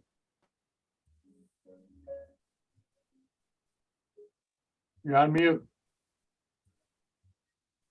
Yeah, I would offer a point of clarification here that hopefully might be helpful in your talk. So the fact that, you make a clear distinction, you kind of alluded to God as a possibility or an afterlife, but it's true that you don't believe that, and that's fine. I think you should just make that clear right at the beginning. So in other words, you can't give advice on anything that's going to affect afterwards. you are just trying to offer people the good life that we're here, regardless whether there is or is something afterwards. You could say it that way too. So, but yeah, and to Nick, I mean, yes, he thinks the belief in God is wrong, but you think atheism is wrong, correct? True, but there's a difference though, Randy, is that I actually believe in objective truth. He thinks everything's relative. I'm allowed to make claims about objective truth because I actually believe in objective truth. For Lee to make it would be an absolutation of a relative position to basically say, I believe it to be false, therefore I'm going to elevate that. In fact, I'm going to go off on a tangent here, Lee. I hate to do this, but I'm actually going to, since you brought in the cave analogy, I don't know if you've read The Republic by Plato. But in the Republic, I mean, if you read the whole thing, right, the cave analogy was basically not about levels of existence as much as depth of understanding. So it was literally an epistemological, like how we know truth discussion that he had. Because in book 1, he's talking to, if I say his name right, Thrasymachus, who is the ultimate relativist in book 1, right? And even he's absolute, because they're talking about justice, like what is justice? And so Thrasymachus is basically saying that there's only appearance. We can never know anything about the thing in itself, so to speak, right? And so at some point in time, Thrasymachus is kind of getting annoyed. And he basically says, well, if you disagree with me, I will cram it down your soul. And plenty of philosophers have shown that relativism leads to an ontology of violence, because there's always this absolutation of some relative view. And that is the standard they set. And there is no way to enforce it but by will to power. That's where Nietzsche came up with it. Right? Like, this isn't new. It's all in Plato. Furthermore, if you read Plato, right, the Republic, the idea of coming out of the cave, the idea of coming out of the cave was because he linked our ability, the rational mind, to actually be able to understand the intelligibility of the universe, to know truth, to the good. And it was by good and loving the good that we can actually transcend. Our rational faculty is transcendent. It can actually get outside of our own subjectivity. This has been discussed in the classical view of philosophy for a long time. So the conscious mind to actually know truth is exactly what Plato was talking about. That's how you leave the cave to go to the world of the real, for light to shine upon you, right? It was this idea that truth is knowable, which contradicts the entire idea of your subjectivity and your relativism. And keep in mind, there's one other thing I'll say that generally this just gets above people, that the idea that the subjective is included within the absolute is necessary. So it's not a disjoint set, right? So there's no disjunction here, right? So, because if there was, then it would be rationally inconsistent, right? But the absolute contains the set of the relative. So yet again, it's ironic that the picture that you used of Plato in the cave actually shows how Plato was trying to make an argument for the knowability and the intelligibility of the universe, but then you're using it in a relative way, and I get confused yet again as to what exactly is being said here. I plucked a picture from the internet to use as a trivia question in the trivia thing. But here's the thing, Lee. Hold on. Here's the thing. You have said that your worldview is an existential nihilism. I am making an assumption that you've spent years developing your worldview. I make the assumption that you that's in a different meeting. That's evidence. That's not an evidence for tonight. That's. I'm making the assumption that you finished my 3 minutes. I guess I'm just making the assumption that, like, you're asking us to analyze our worldview. I'm making the assumption that you've done the same. And in that particular sense, I get confused because, like, I guess what I see is, like, you say that you're this like existential nihilist, but then when you talk, you certainly don't sound like one. And I don't know what that means. We should probably have that discussion another time. Go ahead, Randy. Yeah, I was just going to say, but Nick, you are trying to say your whole argument is that he's wrong, that there is a God, correct? No. No. My whole argument right now is you do believe in God, though. I believe in God, but that's not even the argument. My point is, you said, that he said you were wrong for believing in God. And I'm saying that you are saying he's wrong for not believing. No, well, I would say that, but I would even go some more simplistically to say that he is wrong for even making the statement that I'm wrong for believing in God. Because if everything is perfectly relative, And I mean, he can make the claim there's objective reality, right? But then all of objective reality is subjectively experienced, and all subjective experience cannot be refuted or argued. So Well, if I that's come another to, argument for God. All I'm saying is he admitted that he could be we're not talking wrong. about an argument for God, Randy. We're talking about an argument for basic. I'm perception. talking about an argument for God. You're talking about relativity, the relativism, right? Sure. So the thing is, what I'm saying is he said that he could be wrong, but he doesn't believe in God. You're saying that he is wrong and you believe in God. Correct. Yeah. So you can't admit the possibility that you are wrong. No. Well, I mean, there's a possibility, I guess, but the reason, though, I would simply state that, though, is that like there is belief that I have in God, and then the experience that I've lived, but also just even on an intellectual level, like to me, the amount of evidence when you actually study the philosophy, it's just like the philosophical preponderance. I mean, the weakest conclusion you can come to way if you actually do the work is that it's not irrational to believe in God. That's the weakest statement that you, or even the strongest statement that you could probably say. It depends on. Well, once again, you're debating whether there is a God or not, but that's a different subject. All I'm saying is you think he's wrong, and you can't accept the possibility that you could be wrong. Randy, I was using that as an example, right? I'm not trying to be nasty with you. I'm No. You're state the you're fact. taking the statement out of context. Though. I am. Yeah, because I was using that as an example to point out his relativity. Okay, that's what I'm saying. You keep drifting over to the relativity thing because you could be a relativist whether you believe in God or don't believe in God, couldn't you, or not? Maybe not. Maybe that's what you're saying. You can't be a believer in God and a relativist, is what you're saying. I mean, I'm sure somebody is. It'd be weird.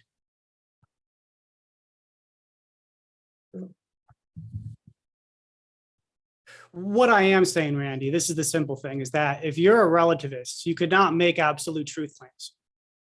You can't say someone's wrong or someone's right. Right? Okay. That's I can't because I'm not a relativist. Now I can be wrong. Okay. I can be wrong on my claims. I'm not claiming infallibility. That would be insane. Okay. But like I can absolutely make objective claims on truth. Right. Whereas a relativist really can't, at least not intellectually, honestly. Right. I mean, but yet again, I'm fairly used to people claiming one thing intellectually and acting in a different way. That's not uncommon. We all do it. I mean, I'm a Christian. I sin. So there's a situation where I claim a belief in God and I love God and I fail to love God.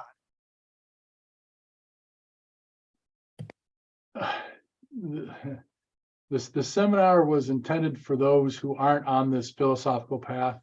I'm using terms like truth, true and false, not in a philosophical, rigorous, absolute truth. The common mind knows true and false, Lee. You don't need true and false in a massively philosophical, deep way. You don't have to define true and false. So when I say I want somebody to have true beliefs and as few false beliefs as possible. True relative to what? True to the best idea of reality that they can muster. Okay, right? but yet again, I can't prove that we're not in the matrix, right? So everything, this whole thing could be an illusion, right? I could be in the matrix. I don't have an answer for hard solipsism. I have to admit that I can't solve that thing. This doesn't mean that I can't have strong beliefs. Well, hold on, but let's just assume I knowledge. We can assume that reality is objectively true, that reality exists outside of us in an objective way. Okay. We can just assume that. Let that be true for the rest. Okay. But then every individual, every subject perceives that objective reality in a subjective way. Would you agree with that? Yes. Okay. Now, the idea of relativism is that the subject, him or herself, is the value of that measure in the sense that it's all subjective. So when you say that they have a more accurate worldview, you would have to absolutize your conception of subjective truth. Yes, you would. No.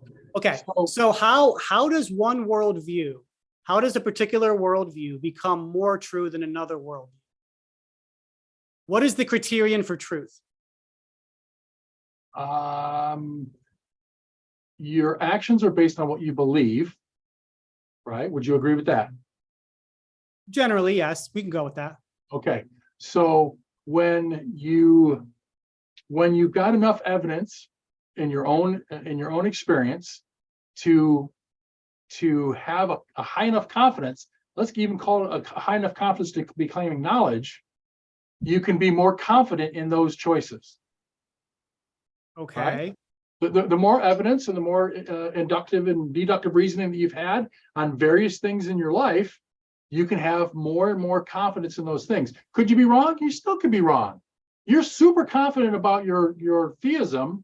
However, you admit you could be wrong. That admission of could be wrong is where my subjectivity is. That doesn't mean we can't have confidence, high confidence, not ultimate confidence, but super high confidence in our beliefs, in our worldview, and make actions based on those confidences. We can have beliefs. I'm using the word true and false kind of in a relative way, not in an absolute way, right? If you can correct your position from prejudice to a one of non-prejudice, right? That's good.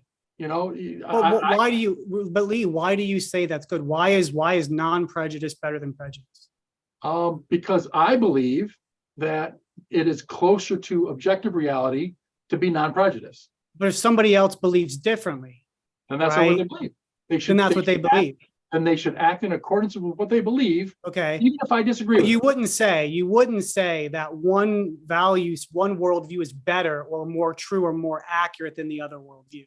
I wouldn't say that one is more valuable. I can say what I believe. But that's a product of socialization. Sure, absolutely. So why haven't you questioned that yet? Why haven't you what? deconstructed all your worldview and then build it from the ground up? I have done a lot of that. And maybe I haven't got to all 1,000 pieces. This is the problem that I have with like the deconstructionist, where you almost have to become skeptical and just ask why about everything and then tear everything asunder. And that process never stops. Furthermore, I would simply state that to absolutize a relative view is itself a system of power. And by the way, many of the postmodern philosophers were open to this. They were like, look, this is exactly what power is. And this is what they railed against. And if I'm doing it, I'm not doing it intentionally. It is. Well, you have to do it to make an objective standard, though. I mean, it's a relativized objective standard. It's not an actual objective standard, right? You're just absolutizing and trying to axiomatize a particular relative bend. What are you talking about? Give me an example of what you're talking about that was part of tonight, not part of prior meetings. Well, tonight, to be fair, tonight was pretty superficial. There really wasn't any substance there. So like, there really wasn't anything. The problem I had, though, was just the wording that you were using consistently throughout it. I know like contradicts your or at least seems to contradict your fundamental worldview, or at least what you claim it to be. Yeah, we should try to spend some time chatting. Maybe the Monday nights after 9 o'clock or something. I don't mind going down this path with you. You're making assertions that I don't agree with regards to how I believe or what my positions are, and I think they're worthy of the time to uncover them and figure it out and get through some of this stuff, because obviously it's important to you. I'm slightly indifferent about it, right? It's just like one of the things about misology, which is like false reasoning and pure reasoning, is that you have logical inconsistencies. And so that's one of the signs of it. And I see a lot of logical inconsistencies. And so my point, though, is that hopefully you're taking notes and we can go through it. I mean, we can do it a little bit. I'll get exhausted. And the thing is that like, I'm not against having those types of debates. I generally find them fairly like unproductive. So like, I guess I'm willing to do it to some extent, but like, I mean, I'll take whatever you give me. And to what degree are you even open? Like, are you even legitimately open to like the conversation or not? Well, I believe I am. Whether you assess that as being true or not, that's your assessment. I believe I am. Well, if you say that you are, that's a good start. I mean, I agree with you. When things go in there, we can see what happens, but that's good enough for me to start out. Because many people will blatantly just be like, "No, I'm not going to change my mind." It's like, great, you don't need to waste time and a bunch of headaches. You're muted, Randy. Nick, I was asking, is your belief in God mostly based on reasoning? No, I mean, you can have, let's say, there's natural theology, there's plenty of philosophical. I prefer the word arguments for God. I think they're quite convincing. They have some issues, but I mean, if you were to look at like the 20 strongest arguments for God, and then like the rebuttals of those, and then like the rebuttals of the rebuttals. I mean, like I said, the weakest, like you can come away and you have to be like, belief in God is not irrational, but it's pretty well known that you can't go from a philosophical argument for God to like the Holy Trinity, the Father God, the Son, God, the Holy Spirit. So when you're talking about the Christian God, there is this leap where you basically go from, let's say, I guess you could say the philosophical or the metaphysical God to some extent, to belief in actually divine revelation, which is different, right? So there's that, right? And that jump has to be made at some point in time, if it has to be made at all, right? But I know plenty of philosophers who wouldn't believe in divine revelation, but are quite convinced that there is a God, in the philosophical, metaphysical sense. But that being said, is that like, I would say that I believe it just because it's the most fitting way possible. So there is a tremendous amount of intellectual aspect there. But to be fair, even as my faith to a large extent back to the church was based on intellectual endeavors and things like that, as I've grown in the faith, that shifted more from the head to the heart. And I do believe that like love is transcendent. And while we are rational creatures, we are not only rational creatures. And so the idea that reason and love are almost united in understanding and knowing things, and that they're transcendent of the individual, is incredibly important. In fact, it was fun, interestingly, because even at one point in time, you even said in your discussion, you were like, "Ooh, man," you said like a line, and then you were like, "There's a lot of yous there." And so it's about you. It's this turning inward of the self. And then you talked about why so many people at 40 years old with the family and the white picket fence are depressed. And maybe it's because they've never really loved. They've never learned to truly love the other person. They don't even know how to escape out of themselves to a certain extent. And so this idea of like the depth of love is still a mystery to them, even after they have a wife and children, right? It reminds me of what Augustine said, like there's a God-shaped hole in the sides in the hearts of all men, right? And so my point though is that we are more than just intellectual creatures. I think Pascal said like the heart has its own rationality that the head knows nothing about. And so I would simply state that as I've grown in my faith, the totality of my humanity in all aspects has opened up, and the whole is greater than the parts. And so the idea, and by the way, this is in Plato in the case, so I'm keeping with the theme here just because why not? We started with the Republic. It's a great, probably one of it's a great book, or books plural, but it's the idea that like our reason and our love are necessary, or like our reason and our love are connected. So to actually reason properly, there's this idea that reasoning properly correlates to loving properly. For a reason is anchored in the good, and the good should be loved. In fact, this touches upon the part, something else you had said, Lee, at the beginning, where you were like, somebody who's living a good life doesn't need philosophy. Whereas to me, I would disagree with that on principle, because we are rational creatures, and we should love truth and love our rational faculty for its own beauty and for its own sake, because it is good.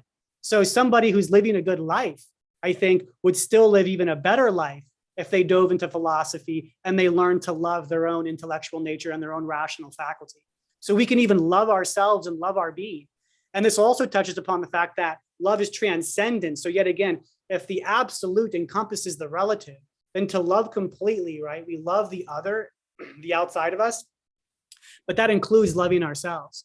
So the point that I'm trying to make here, though, is that by loving, we actually, like, this includes self-love if we love the objective truth. So anyway, so a lot of what you said, I actually would disagree, because there is beauty in something in and of itself, right? Like that's what they were talking about with justice. Like, is justice, like what is justice? And is justice itself something that we should love and value, right? And so it's the same thing with truth, with love, with all of these things, with reason itself. All righty, I'm gonna